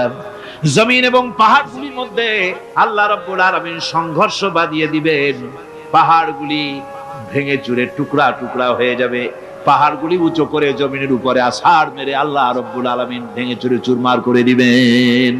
সুবহানাল্লাহ। ওয়া তাকুনুল জিবালু কালইহনিল মানফুস, পাহাড়গুলো পেঁজা ধোনা তুলার মতো করে উড়িয়ে দেওয়া হবে, পাহাড় উড়ে যাবে। সুবহানাল্লাহ। পাহাড় পাথরের তৈরি করা পাহাড়, এই পাহাড়গুলি তুলার মতো হয়ে উড়বে কিভাবে? আমি এই দৃশ্য নিজের চোখে কিছুটা হলেও দেখছি। আজ থেকে 10 দিন আগে আমি ইতালি সফর করে এসেছি। ইতালির রাজধানী রোম। রোম প্রাচীন সভ্যতার লালন ভূমি। কোরআনে কারিমে সূরায়ে রোম রয়েছে, এই রোম সেই রোম। এখানের বাদশার কাছে রাসূল করিম সাল্লাল্লাহু আলাইহি সাল্লাম হেরাক্লিয়াসের কাছে চিঠি পাঠিয়েছিলেন, সেই রোম। 12 থেকে 15,000-এর মতো বাংলাদেশি মুসলমান সেখানে আছে। জুমার দিন, যেদিন আমি গেলাম তার পরের দিনই জুমা ছিল, জুমার নামাজ পড়লাম ভ্যাটিকানের কাছেই বিশাল মসজিদ, ইউরোপের ভিতরে সবচেয়ে বড় মসজিদ এটা। রোম ইসলামের দুশমনদের রাজধানী। সেইখানে যখন আযান হচ্ছে আশহাদু আন্না মুহাম্মাদার রাসূলুল্লাহ, আমার অনুভূতির কথা আপনাদেরকে বোঝাতে পারবো না, কি অনুভূতির সৃষ্টি হয়েছে আমার ভেতরে। ভ্যাটিকানের পোপ এক পাশে, কিছু দূরেই ভ্যাটিকান, ওটা হচ্ছে গোটা পৃথিবীর সমস্ত খ্রিস্টানদের কাবা, ভ্যাটিকান। তার পাশেই বিশাল মসজিদ, সেখানে নামাজ পড়লাম। চিন্তার ভেতরে আসলো আল্লাহ রাব্বুল আলামিন তার হাবিবের নাম, তার তাওহীদ, তার রিসালাতকে কিভাবে বিশ্বময় ছড়িয়ে দিলেন। আবু জাহেল চাইছিল মুহাম্মদ সাল্লাল্লাহু আলাইহি ওয়াসাল্লামকে স্তব্ধ করে দেবে মক্কার জীবনেই। কত বদনাম, সাহের, কাহেন, কাযযাব, শায়ের, নাউযুবিল্লাহি মিন যালিক, কত গালাগালি করলো। আর আল্লাহ শুনালেন, হাবিব চিন্তার কোনো কারণ নাই, ওয়ারাফা'না লাকা যিকরাক, আমি আপনার প্রশংসা বিশ্বময় ছড়িয়ে দেব। সুবহানাল্লাহি ওয়া বিহামদিহি। রোম প্রোগ্রাম শেষ করে আমাকে তারা নিয়ে গেল, যেটা আমি বলছি সফর কাহিনী শোনাবার সময় এটা না, যেহেতু এর সঙ্গে প্রাসঙ্গিক সেজন্য বলছি। পাহাড় কেমনে তুলার মতো হয়ে উড়বে তার নজির দেখেছি। রোম শহর থেকে 300 মাইল দূরে, 300 কিলোমিটার দূরে নেপোলিয়ান বোনাপার্ট তার বাড়ি, এবং ওটা তার নামে একটা প্রভিন্স। ভূমধ্য সাগরের পারে ভিসুবিয়াস, পৃথিবীর সবচাইতে বড় আগ্নেয়গিরি। সেটা দেখাতে নিয়ে যাওয়া হলো আমাকে, যে পাহাড়টা পৃথিবীর মাটি থেকে তার চূড়া হচ্ছে 3 মাইল উঁচু। এর 2 মাইল গাড়িতে করে ঘুরে ঘুরে যাওয়া যায়, এরপর আর গাড়িতে যাওয়া যায় না, বাকিটুকুন যেতে হবে হেঁটে হেঁটে। পাহাড়ের উপরে অক্সিজেন কম, বেশ কষ্ট হচ্ছিল উঠতে। জীবনে প্রথম পাহাড়ে চড়েছি জাবালে নূর, রাসূল করিম সাল্লাল্লাহু আলাইহি সাল্লামের উপরে যেখানে ওহী হয়েছিল সর্বপ্রথম। পাহাড় চড়ার একটা অভিজ্ঞতা ওখান থেকে আমার কিছুটা হয়েছিল। খুব কষ্ট হলো বাকি 1 মাইল উঠতে। যখন ভিসুবিয়াসের একদম শীর্ষে চলে গেছি, সেখানে গিয়ে আমার সাথে 15-20 জন লোক ছিল। আমি নিজেই আল্লাহু আকবার বলে আমার গলা থেকে আওয়াজ বেরিয়ে গেল। আমি দেখতে পেলাম ভিসুবিয়াসের শীর্ষে বিশাল গর্ত। আমার মনে হয় গর্তটা এই মাঠের 1/4 হবে। এই মাঠের 1/4 হবে গর্তটা। সেই গর্তটার গভীরতা হচ্ছে 1.5 কিলোমিটার। এইখান থেকে পাথরগুলি উত্থিত হয়েছে, আগ্নেয়গিরি পাথর আগুনে গলে লাভা হয়ে এগুলি পাহাড় বেয়ে উপচে পড়েছে, চতুর্দিকে 12 মাইল ছড়িয়ে গিয়েছে। আমার মনে পড়লো ওয়াকুদুহান নাসু ওয়াল হিজারা, জাহান্নামের আগুনের ইন্ধন হবে মানুষ আর পাথর। আমি সেখানে সেজদায় পড়ে গিয়া কান্নাম আর বললাম, আল্লাহ জাহান্নামের আগুন হারাম করে দিও আমাদের জন্য। পাথর কিভাবে গললো, গলে পাথরগুলি গলে পুড়ে চতুর্দিকে পড়েছে আর ছিটকেছে, চতুর্দিকে ছিটকে পড়েছে। সেই পাথরগুলি ছিটকে ছিটকে যেগুলি পুড়ে পড়েছে, সেগুলিকে দূরে সাদা রঙের বলে মনে হয়, কোনোটা সাদা কোনোটা কালো, মনে হয় যেন তুলার মতো হয়ে পড়ে আছে চতুর্দিকে। 1944 সনে তৃতীয়বারের মতো ভিসুবিয়াস অগ্নিগিরি যে অগ্নি উৎপাত করে, তাতে আশেপাশের 12 মাইল এলাকা এফেক্টেড হয়ে যায়। পাথরগুলি গলে এভাবে বিধ্বস্ত করে দিয়েছে। এখান থেকে এখানে জোহরের নামাজ, আসরের নামাজ আমরা পড়লাম, আল্লাহর কাছে খুব দোয়া করলাম।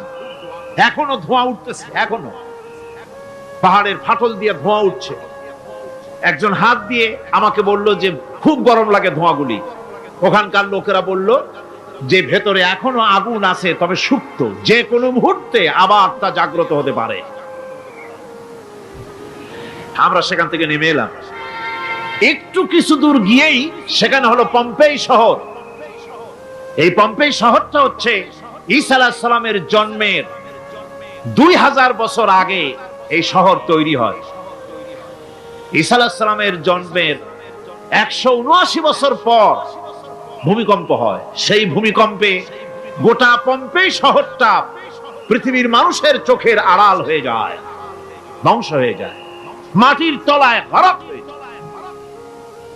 আজ থেকে 200 বছর আগে মাটি খনন করতে গিয়ে এই শহর আবিষ্কৃত হয়। পুরা শহরটা খুঁড়ে তারা বের করেছে। 180 হেক্টর জমিনের উপরে এই বিশাল শহর। ঘুরে ঘুরে দেখলাম, গাড়ি চলে না সেখানে, পায়ে হেঁটে দেখতে হলো। প্রশস্ত রাস্তা। আজ থেকে 4000 বছর আগের মানুষেরা রাস্তা বানাতে জানতো পাথর দিয়ে, এবং রাস্তার দুধারে তাদের ছিল ফুটপাত, পানির ব্যবস্থা, নগরায়নের সব রকমের সুযোগ সুবিধা। তারপরে সেখানে বিচারালয়, এরপরে দোকানপাট, বাজার ঘাট, সবকিছুর ব্যবস্থা রয়েছে।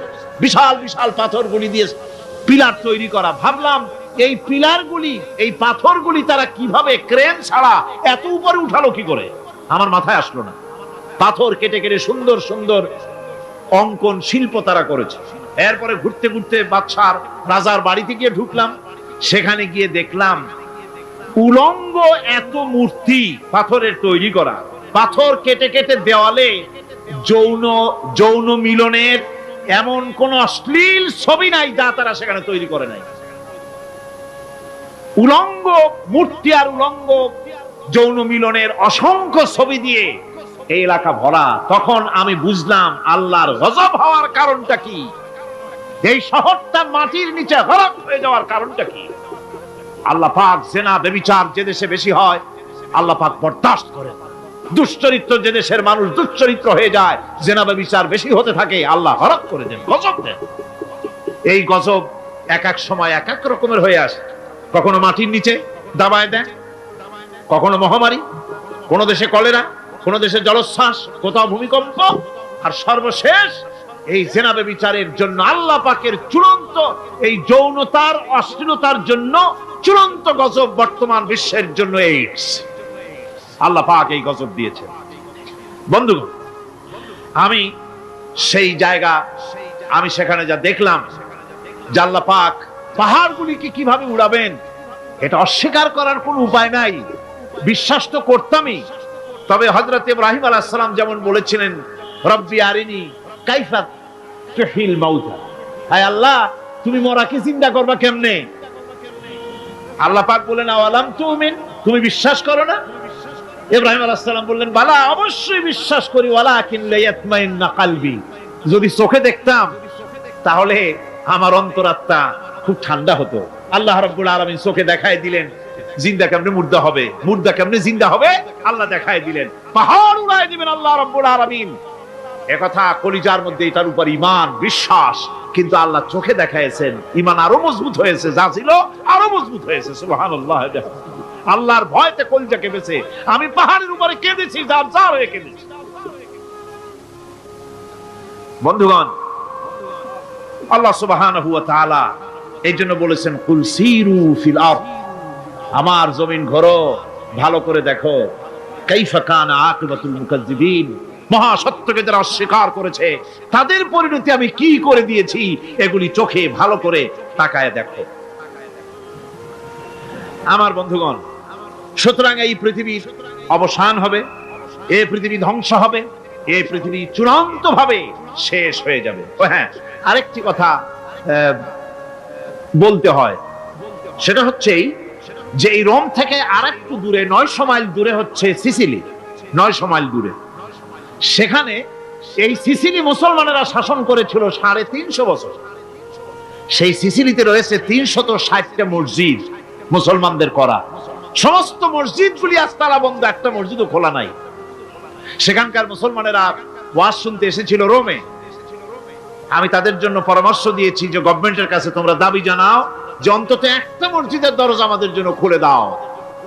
রোমের অবস্থানরত প্রবাসী বাংলাদেশি মুসলমানেরা আমাকে বলেছে, তাদের অনেকের বাড়ি চট্টগ্রামেও আছে, আমাকে বলেছে তাদের চোখে পানি আসছে বলার সময় যে চিরমের তাফসীর মাহফিল যখন আসে কলজেটা কাঁদতে থাকে যাওয়ার জন্য। তো যাওয়া তো সম্ভব না এত দূর থেকে, আমাদের সালাম বলে দিবেন যত লোক আসবে, আর আমাদের জন্য দোয়া করতে বলবেন যেন এই রোমের ভিতরে আমরা ইসলামের আদর্শের ভিত্তিতে আমরা যেন চলতে পারি। আপনারা দোয়া করুন তাদের জন্য। ভাইরা আমার, এই পৃথিবী একদিন পরিসমাপ্তি ঘটবে এবং আল্লাহর দরবারে আমাদেরকে উঠতে হবে এবং সেখানে আমাদের বিচার হবে। সেখানে আমাদের কি হবে? বিচার হবে। আল্লাহ পাক বিচারটাকে নির্ভুল করার জন্য, সঠিক করার জন্য প্রত্যেকের গলায় আমলনামা ঝুলায় রাখছেন। এখানে রেকর্ডের ব্যবস্থা করা হয়েছে।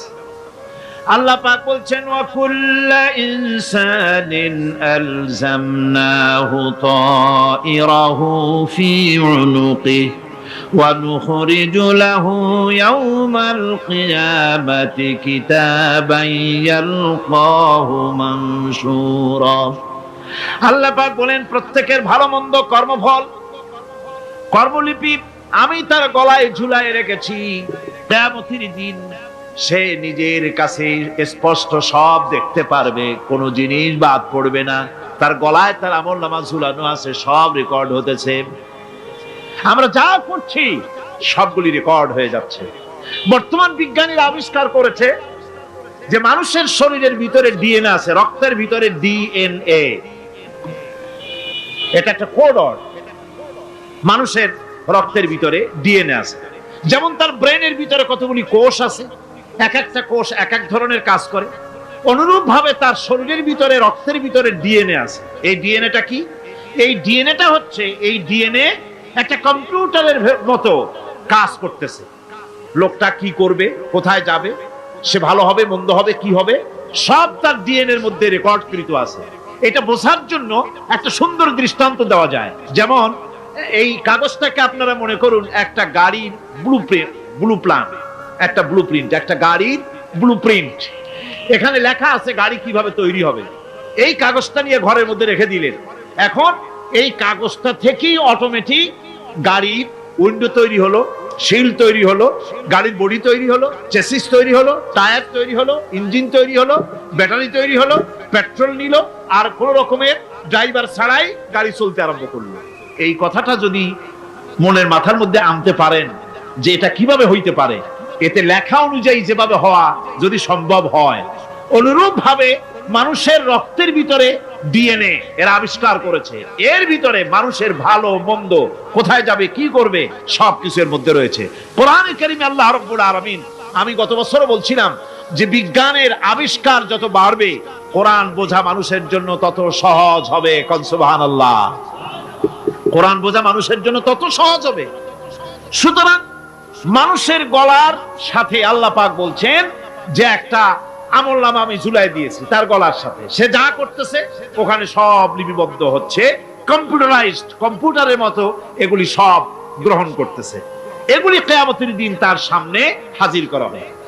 কিয়ামতে যখন আমলনামা তার সামনে দিয়ে বলা হবে, ইকরা কিতাবাকা কাফা বিনাফসিকাল ইয়াওমা আলাইকা হাসিবা, তাকে বলা হবে নিজের কর্মলিপি নিজেই পড়ো, আজ তুমি তোমার নিজের হিসাব নিতে যথেষ্ট। বন্ধুগণ, এই মাহফিলে যত লোক আমরা বসে আছি, আমরা আমাদের হিসাব নিতে যথেষ্ট না আরেকজন লাগবে? কোন আমরা যথেষ্ট কিনা? কথা বোঝেন নাই। আমি বলতে চেয়েছি এটা, আমরা যদি এখন চোখ বুঝে চিন্তা করি যে পিছনের জীবনে কি করেছি, মনে পড়বে নাকি পড়বে না? বলেন সবাই, পড়বে কি পড়বে না? ছোটবেলায় কবে পায়ের নিচে কাটা ফুটেছিল, কবে কোথায় আছাড় খেয়েছিলেন, কবে কার বেল তাল আম কাঁচা আম চুরি করে খেতে গিয়ে কিল খেয়েছিলেন, তাড়া খেয়েছিলেন, তাকে এখন মনে নাই? আছে। তাহলে কিল, ওই তাল বেল চুরি করতে গিয়ে যে কিলটা খাইছিলেন সেটাও মনে আছে, ভালো মন্দ সব মনে আছে। তাহলে কোন হোটেলের রুমে কি করছিলেন, কোন স্কুলে কোন কলেজে কি করছিলেন, তারপরে জীবনে ছোট বড় ঘটনাগুলি চোখ বুঝতে মনে পড়বে না? এবার হিসাব করেন, মনে যদি পড়ে এবার হিসাব করেন আপনি জান্নাতি না জাহান্নামী। আপনি আপনার নিজের হিসাব নেওয়ার জন্য যথেষ্ট। তাকে হিসাব করতে বলা হবে, তোমার হিসাব, তোমার নিজের হিসাব নেওয়ার জন্য তুমি যথেষ্ট, তোমার হিসাব তুমি নিজেই করো, এটা পড়ো। আর সেই কিয়ামতের দিন কোনো সাহায্যকারী মিলবে না। লান তানফাকুম আরহামুকুম ওয়ালা আওলাদুকুম ইয়াউমাল কিয়ামা। লান তানফাকুম, কিয়ামতের দিন কোনো ফায়দা হবে না, অবশ্যই কোনো ফায়দা হবে না, কোনো উপকারে আসবে না। কিয়ামতের দিন তোমার সন্তান, তোমার স্ত্রী, তোমার মাল, তোমার সম্পদ কোনো উপকারে আসবে না। কিয়ামতের ময়দানে সেদিন সব তোমার সাথে বিচ্ছা করবে, সব পালায় যাবে। সেখানে উৎকোষেরও কোনো কারবার নাই যে ঘুষ টুস দিয়া, ফেরেশতাদের কোনো রকম বুঝবাজ দিয়া, আলাদা কোনো চোরাগলি পথ দিয়া একেবারে ফুট করে ভেসতে চলে যাবেন, এমন কোনো সুযোগ নাই। অনেকে বলে, হুজুর এমন কিছু দোয়া শিখায় দেন যাতে ওই সব জেহাদ বোমা এগুলি খুব ভয় পাই, ওসব রাস্তা না, খুব সহজে কিছু দোয়া দুরূদ করিয়া আস্তে করে জান্নাতে চলে যাওয়া যায়, এরকম একটা দোয়া, এরকম একটা পথ বলে দেন। আমি বলি, ভাই এরকমের কোন চোরাগলি আমার রাসূল আবিষ্কার করতে পারেন নাই। আল্লাহর পয়গম্বরের ওই ধরনের কোন পথ আবিষ্কার করতে পারেন নাই। সেখানে কিয়ামতের দিন কাউকে উৎকোষ গ্রহণ করার কেউ নাই, উৎকোষ দেওয়া যাবে না। আর উৎকোষ দিবি না কি, আপনার কাছে কিছু নাইও, থাকলেও নেওয়ার কেউ নাই। এই দুনিয়ায় ফাঁকিবাজি করে বহুত কিছু করা যায়, কিন্তু কিয়ামতের মাঠে এগুলি কিছুই চলবে না। আল-ইয়াওমা লা ইয়ানফা'ু মালুন ওয়ালা বানুন, কিয়ামতের দিন ধন, সন্তান, সন্ততি আর সম্পদ কোনো কাজে লাগবে না। সেদিন শুধু আমল আমল যদি ভালো হয় কাজে লাগবে, আমল খারাপ হবে সব শেষ হয়ে যাবে। আল্লাহ রাব্বুল আলামিন নবীজিকে ডেকে বলেছেন, নবী আপনি বলেন, কুল মা কুনতু বিদআম মিনার রাসূল, আপনি বলুন আমি কোন নতুন রাসূল নই, আমার আগে অনেক নবী রাসূল পৃথিবীতে এসেছেন, তারা বিদায় হয়ে গেছেন। আমি জানি না কিয়ামতের দিন আল্লাহ রাব্বুল আলামিন আমার সাথে কি ব্যবহার করবেন, আর আমি এও জানি না যে কিয়ামতের দিন আল্লাহ পাক তোমাদের সাথে কি ব্যবহার করবেন। এই আয়াত নাযিল হওয়ার পর আল্লাহর হাবিব তার মেয়েকে ডাকলেন, জামাইকে ডাকলেন, নাতিদেরকে ডাকলেন, আহলে বাইতদেরকে ডাকলেন, আর বললেন, ও আমার মেয়ে কলিজার টুকরা ফাতেমা গো শোনো, কেবলমাত্র আয়াত নাযিল হয়ে গেল, আল্লাহ পাক আমাকে শোনাচ্ছেন কিয়ামতের দিন আমি জানি না আমার সঙ্গে কি ব্যবহার করা হবে, আর এও জানি না যে তোমাদের সাথে কি ব্যবহার করা হবে। ও আমার কলিজার টুকরা মেয়ে ফাতেমা, কিয়ামতের দিন মুহাম্মদ সাল্লাল্লাহু আলাইহি সাল্লামের মেয়ে এই হিসাবে তোমার নাজাতের ফয়সালা হবে না। ও আমার কলিজার টুকরা নাতি হাসান আর হোসেন, কিয়ামতের দিন মুহাম্মদ সাল্লাল্লাহু আলাইহি সাল্লামের নাতি হিসাবে ফয়সালা হবে না। ও আমার জামাই হযরতে আলী, কিয়ামতের দিন আমার জামাই হিসাবে নাজাতের ফয়সালা হবে না। আমল যদি ভালো হয় ফয়সালা ভালো হবে, জান্নাতে চলে যাবে। আমল যদি খারাপ হয় কার নাতি কার জামাই দেখা হবে না। সুবহানাল্লাহ। কঠিন কিয়ামতের মাঠ, এই পরকালের বিশ্বাস যদি কলিজার মধ্যে ঢোকে মানুষ ভালো হয়ে যাবে। কোন সুবহানাল্লাহ। আপনাদের দৃষ্টিতে পারবে, কথার জবাব যে দিলেন না। পুলিশে কি মানুষের চরিত্র ভালো বানাইতে পারবে? পুলিশের চরিত্র ভালো বানাবে কেনা, সেটাই তো কথা। মানুষের চরিত্র যাতে ভালো থাকে, মানুষের জন্য খারাপ কাম না করে সেজন্য পুলিশ, পুলিশ যাতে খারাপ কাম না করে সেজন্য আরো একটা ডিপার্টমেন্ট আছে না, তারা যাতে খারাপ কাজ না করে সেজন্য আর একটা আছে। এন্টি করাপশনের আবার এন্টি করাপশন আছে, তার উপর আবার এন্টি করাপশন আছে। এন্টিটার অভাব নাই। সুতরাং পুলিশ দিয়া, বিডিআর দিয়া, আর্মি দিয়া মানুষের, দেশের, জাতির চরিত্র ভালো বানানো যায় না। রাসূলুল্লাহ এ দিয়ে বানান না, এটা ইসলামের নিয়ম নয়। পুলিশ দিয়া, আর্মি দিয়া দেশের মানুষের চরিত্র ভালো বানানো যায় না। চরিত্র ভালো বানানো যায় কেবলমাত্র পরকালের ভয় দিয়া। কি কিসের ভয় দিয়া? ওই যে মক্কার জীবনে ওই সমস্ত মানুষগুলি যারা চুরি করত, ডাকাতি করত, জিনা করত, বদমাশি করত, যারা শয়তানি করত, যারা মানুষকে খুন করত, এই মানুষগুলি এত ভালো হয়ে গেল, যারা চুরি ছেড়ে দিল, ডাকাতি ছেড়ে দিল, জিনা ব্যভিচার ছেড়ে দিল, এত ভালো হয়ে গেল, পৃথিবীর মধ্যে সেরা মানুষ তারা হয়ে গেলেন। জোরে বলেন সুবহানাল্লাহ। নবীর সাহাবীরা পৃথিবীর শ্রেষ্ঠ সন্তান, নবীর সাহাবীরা পৃথিবীর সেরা মানুষ, তাদের চাইতে সেরা মানুষ নবীদের পরে আর কেউ হতে পারে না। জোরে কোন সুবহানাল্লাহ। নবীর পরে পৃথিবীতে শ্রেষ্ঠ মানুষ কারা? সাহাবায়ে কেরাম রিদওয়ানুল্লাহি তাআলা আলাইহিম আজমাইন। ওনারা তো কুফরের মধ্যে ছিলেন, শিরকের মধ্যে ছিলেন, চুরি, ডাকাতি, জিনা, ব্যভিচার এমন কোন পাপ নাই যা করা হয়নি।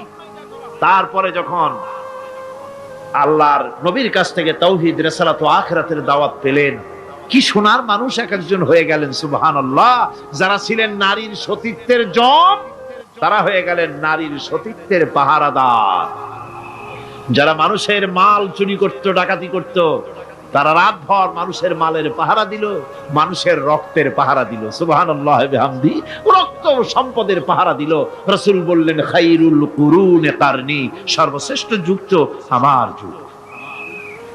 বন্ধুগণ, এরপরে একটা জীবন আসবে ওই কিয়ামতের ময়দানে। এই পরকালের বিশ্বাসটা গুরুত্বপূর্ণ ব্যাপার, আমাদের সবকিছুর হিসাব দেওয়া লাগবে। আল্লাহ পাক বলেন, ইন্নাস সামআ ওয়াল বাসারা ওয়াল ফুআদা কুল্লু উলাইকা আনহু মাসউলা। নিঃসন্দেহে মানুষের শ্রবণ শক্তি, দর্শন শক্তি এবং তার অন্তঃকরণের কল্পনা সম্পর্কে আল্লাহ রাব্বুল আলামিনের কাছে জিজ্ঞাসিত হতে হবে। কান দিয়া কি করেছিলা, চোখ দিয়া কি করেছিলা, মুখ দিয়া কি করেছিলে, হাত দিয়ে কি করেছিলে, সবকিছুর জবাব আল্লাহ রাব্বুল আলামিনের কাছে দিতে হবে। সবটার জবাব দিতে হবে। কোনো কিছু বাদ যাবে না। এমনকি মনের ভিতরে যে কল্পনা আমরা করি, এই কল্পনার হিসাব আল্লাহর দরবারে দিতে হবে। কোরআনে কারীম বলছেন, ওয়া ইন তুবদু মা ফি আনফুসিকুম আও তুখফুহু ইউহাসিবকুম বিহিল্লাহ। মনের ভিতরে তুমি যেটা কল্পনা করো সেটা প্রকাশ করো, অথবা তুমি গোপন রাখো, যাই তুমি করো না কেন, আল্লাহ রাব্বুল আলামিন এর হিসাবও তোমার কাছে নেবেন। ফায়াগফিরু লিমান ইয়াশাউ ওয়া ইউআযযিবু মান ইয়াশাউ ওয়াল্লাহু আলা কুল্লি শাইইন কাদির।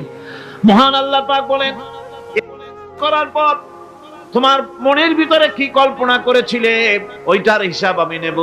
হিসাব নেওয়ার পর যারে খুশি ক্ষমা করে দেব, যাকে খুশি শাস্তি প্রদান করব। সবকিছুর উপরে আল্লাহ রাব্বুল আলামিন শক্তিমান, সব তিনি করতে পারেন, সমস্ত কুদরত রয়েছে তার। সুতরাং মানুষদেরকে, আল্লাহর বান্দাদেরকে বিশ্বাস করতে হবে যে আমার কোনো কথা বাদ যাবে না। কথাগুলি রেকর্ড হচ্ছে, কথা রেকর্ড হচ্ছে। আমি যে ওয়াজ করতেছি এই কথাগুলি রেকর্ড হচ্ছে নাকি হচ্ছে না? অনেক টেপ রেকর্ডার রেকর্ড হচ্ছে, অডিও ভিডিও হচ্ছে।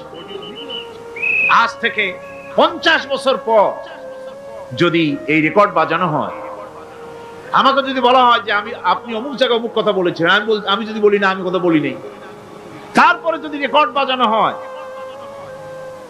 তাহলে আমি কথা যে বলি নাই যদি বলি, তাহলে এটা ধরা পড়বে না? সেখানে ধরা পড়বে না? তাহলে এই মানুষের কথা প্লাস্টিকের ফিতায় রেকর্ড করে 50 বছর, 100 বছর, 200 বছর, 500 বছর যদি প্লাস্টিকের ফিতায় এটাকে চলচ্চিত্র করে অথবা টেপ রেকর্ডারে করে যদি ধরে রাখা যায়, এই বুদ্ধিটা কে দিলেন কন্ত দেখি? সবাই কন্যা এই বুদ্ধিটা দিলেন কে? যে আল্লাহ রাব্বুল আলামিন মানুষের মাথায় বুদ্ধি দিলেন, যার দ্বারা সে মানুষের কথাবার্তা অ্যাক্টিভিটি সব ধরে রাখতে পারে।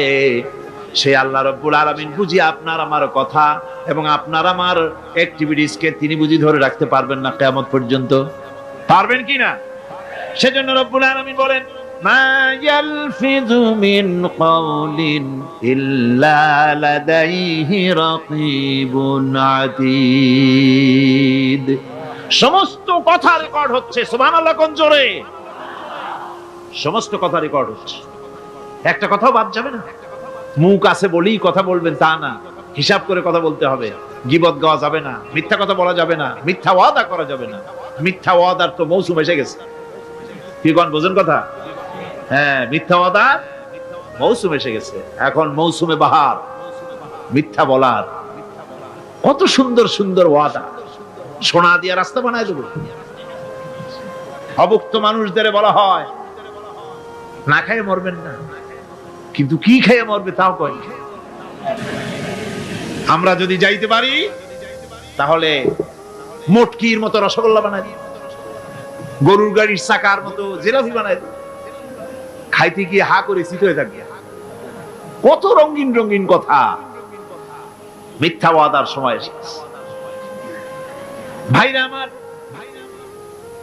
পরকাল যদি বিশ্বাস করে সেই ব্যক্তি কিছুতেই মুখ আছে বলেই যা খুশি বলবে না, পরনিন্দা করবে না, পরচর্চা করবে না, হাত আছে বলেই যা তা লিখবে না। ঘটনা হইল একটা, লিখলো আর একটা। কলম একটা আছে বলেই যা খুশি তা লেখা যায় না, মুখ আছে বলেই যা খুশি তা বলা যায় না, চোখ আছে বলেই যা খুশি তা দেখা যায় না। গরু খাওয়া জায়েজ করা হয়েছে বলে গরুর লেজ থেকে মাথা পর্যন্ত পাইকারি দরে সব খাওয়া যায় না। গরু খাওয়া হারাম না হালাল? হালাল। পাইকারি দরে লেজ থেকে মাথা পর্যন্ত সব খাওয়া হালাল না। ওর মধ্যে আল্লাহ কিছু হারাম রেখে দিছে, সেগুলোকে বাইসে খাইতে হবে। আল্লাহ দেখতে চান পাইকারি দরে জমের খাওয়া খাও না আমার হারাম গুলি বাদ দিয়ে খাও, নিষেধ করা গুলি বাদ দিয়ে খাও। মুখ আছে বলেই যা খুশি তা বলা যাবে না, কান আছে বলেই যা খুশি তা শোনা যাবে না, চোখ আছে বলেই যা খুশি তা দেখা যাবে না, হাত পা আছে বলেই যা খুশি তা করা যাবে না। সবটার পেছনে আল্লাহ রাব্বুল আলামিনকে ভয় করা লাগবে। মহান আল্লাহ রাব্বুল আলামিন বলে, বান্দারে তোমার সমস্ত কার্যাবলী এমনকি তোমার চাহনিটা পর্যন্ত কার দিকে কি নিয়তে তাকাইছো কেউ জানে না, আমি আল্লাহ রব্বুল আলামিন জানি। وَيَعْلَمُ خَائِنَةَ الْأَعْيُنِ وَمَا تُخْفِي الصُّدُورُ।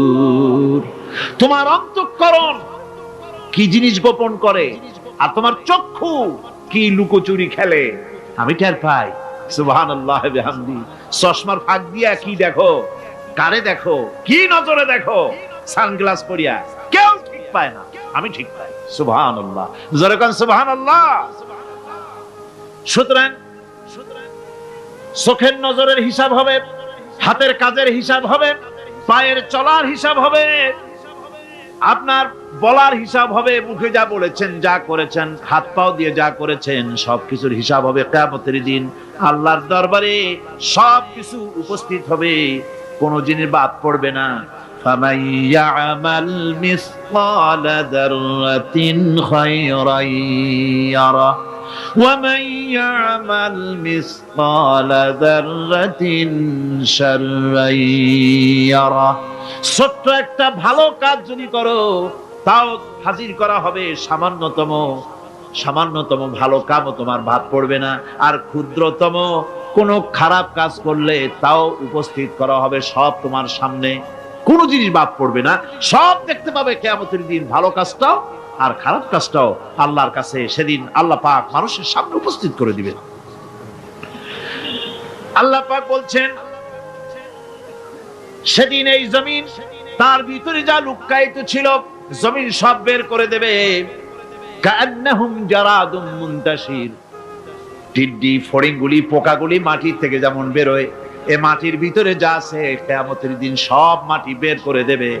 ইযা যুলজিলাতিল আরদু জিলজালাহা ওয়া আখরাজাতিল আরদু আসকালাহা ওয়া ক্বালাল ইনসানু মা লাহা। এ জমিনকে ঝাঁকি মারা হবে প্রবল এক ঝাঁকুনি, প্রবল এক ঝাঁকুনিতে এই পৃথিবীর মধ্যে যা কিছু আছে সব বেরিয়ে যাবে। সুবহানাল্লাহ কইতে ইচ্ছা করে না মিয়ারা? এক ঝাঁকুনিতে পৃথিবী সব বের করে দেবে। মানুষ हैरान হয়ে বলবে কি হয়েছে, এ মাটির হলোটা কি? আমার বন্ধুগণ, মানুষ हैरान হয়ে গিয়ে বলবে মাটির কি হলো? আল্লাহ রাব্বুল আলামিন বলেন ইয়াউমাইযিন তুহাদ্দিসু আখবারাহা বিআন্না রাব্বাকা আওহালাহা। জমিনের উপরে যা ঘটেছে জমিন তা সব বের করে দেবে, সব প্রকাশ করে দেবে। আর এটা এই জন্য হবে যেহেতু তার রবের হুকুম হয়েছে, তার রব হুকুম করেছে বের করে দে। জমিনের ভিতরে আছে যা সব বেরিয়ে যাবে, আকাশ ভেঙে পড়বে, পাহাড় উড়ে যাবে, জমিনের ভিতরে যা আছে সব উপরে চলে আসবে, পৃথিবীতে সব শেষ, কিচ্ছু নাই, আকাশ নাই, পাহাড় নাই, সমুদ্র নাই, সব একাকার, চন্দ্র নাই, সূর্য নাই, তারকা নাই, গ্যালাক্সি নাই, মহাশূন্য নাই, সব শেষ। আল্লাহ রাব্বুল আলামিন সমস্ত ফেরেশতাদেরকে শেষ করে দিবেন, সকলের মওত হয়ে যাবে, কেউ আর থাকবে না, এমনকি হযরতে আজরাইল মালাকুল মউত তিনিও থাকবেন না, সব আল্লাহ রাব্বুল আলামিন মৃত্যু করে দিবেন। এরপরে আল্লাহ রাব্বুল আলামিন একা তিনি বলবেন ইয়া দুনিয়া আইনা আনহারুকি, এ পৃথিবী তোর সেই সমুদ্রগুলো কোথায়, নদীগুলি কোথায়? ইয়া দুনিয়া আইনা আশজারুকি, হে দুনিয়া তোমার গাছগুলি কোথায়? এত বন বনানি, এত গাছ ছিল। ইয়া দুনিয়া আইনা জিবালুকি, হে পৃথিবী তোর জমিনে যত পাহাড় ছিল পাহাড়গুলি কই?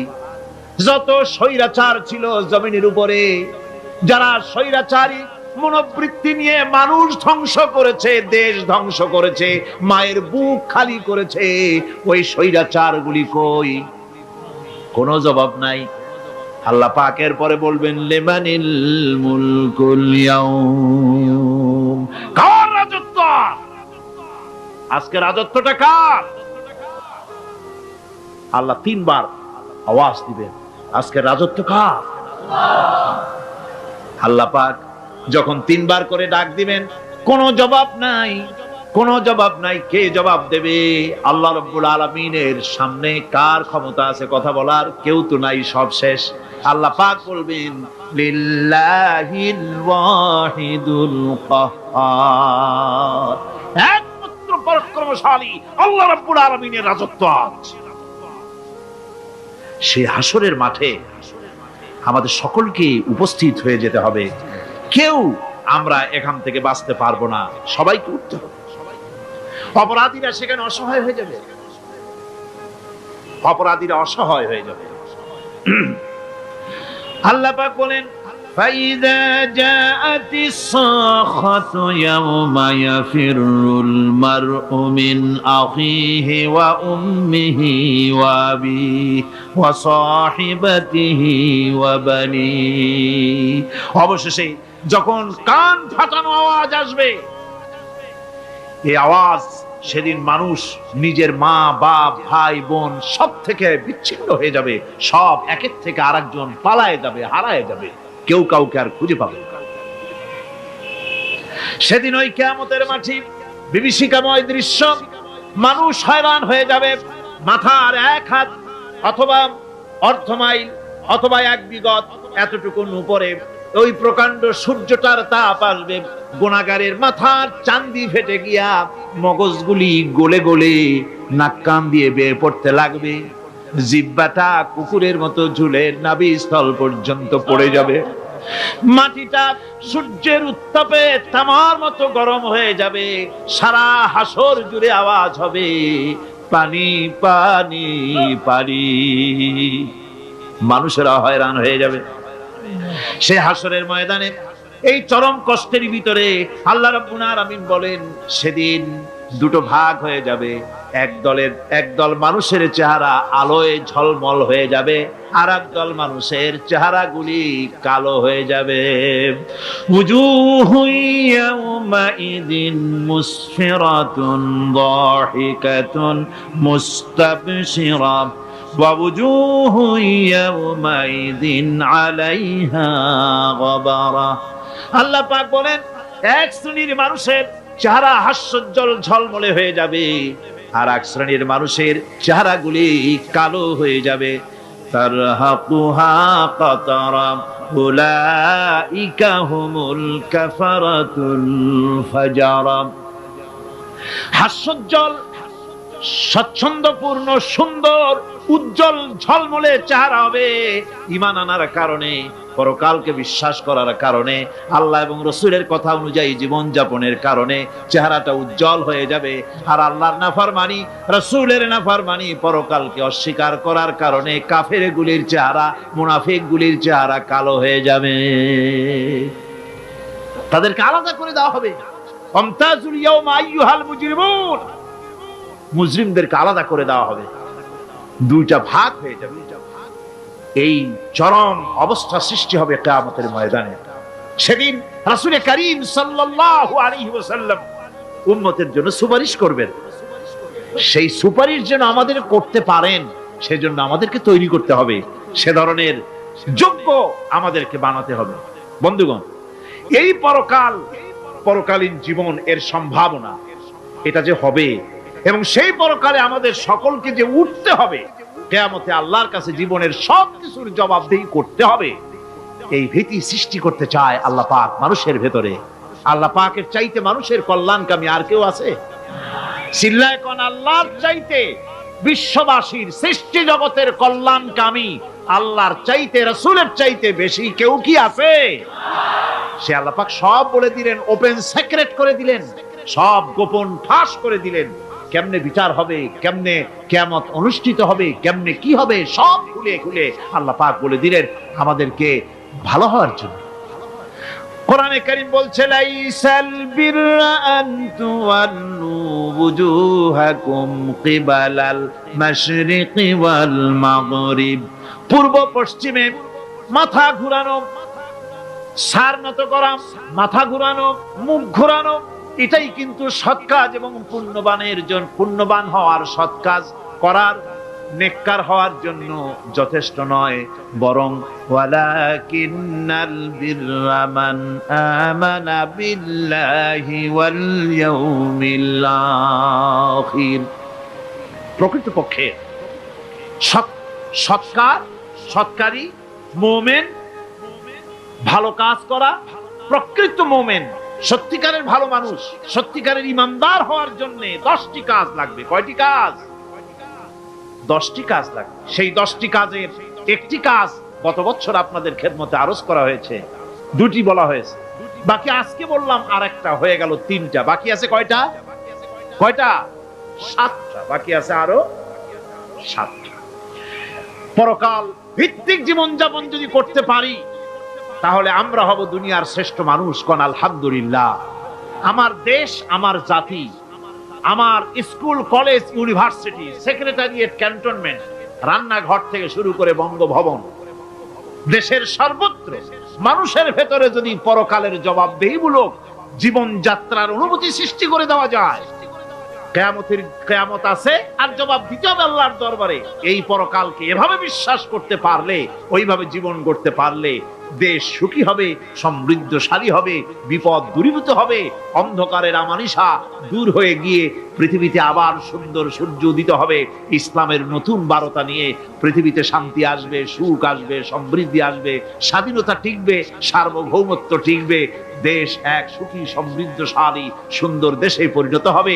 বাংলাদেশ হবে পৃথিবীর একটা আদর্শ দেশে পরিণত হয়ে যাবে, যদি এই কথাগুলি আমরা বিশ্বাস করি আর আমল করে চলতে পারি। আল্লাহ পাক যেন সে তৌফিক আমাদের দেন। সকলে বলি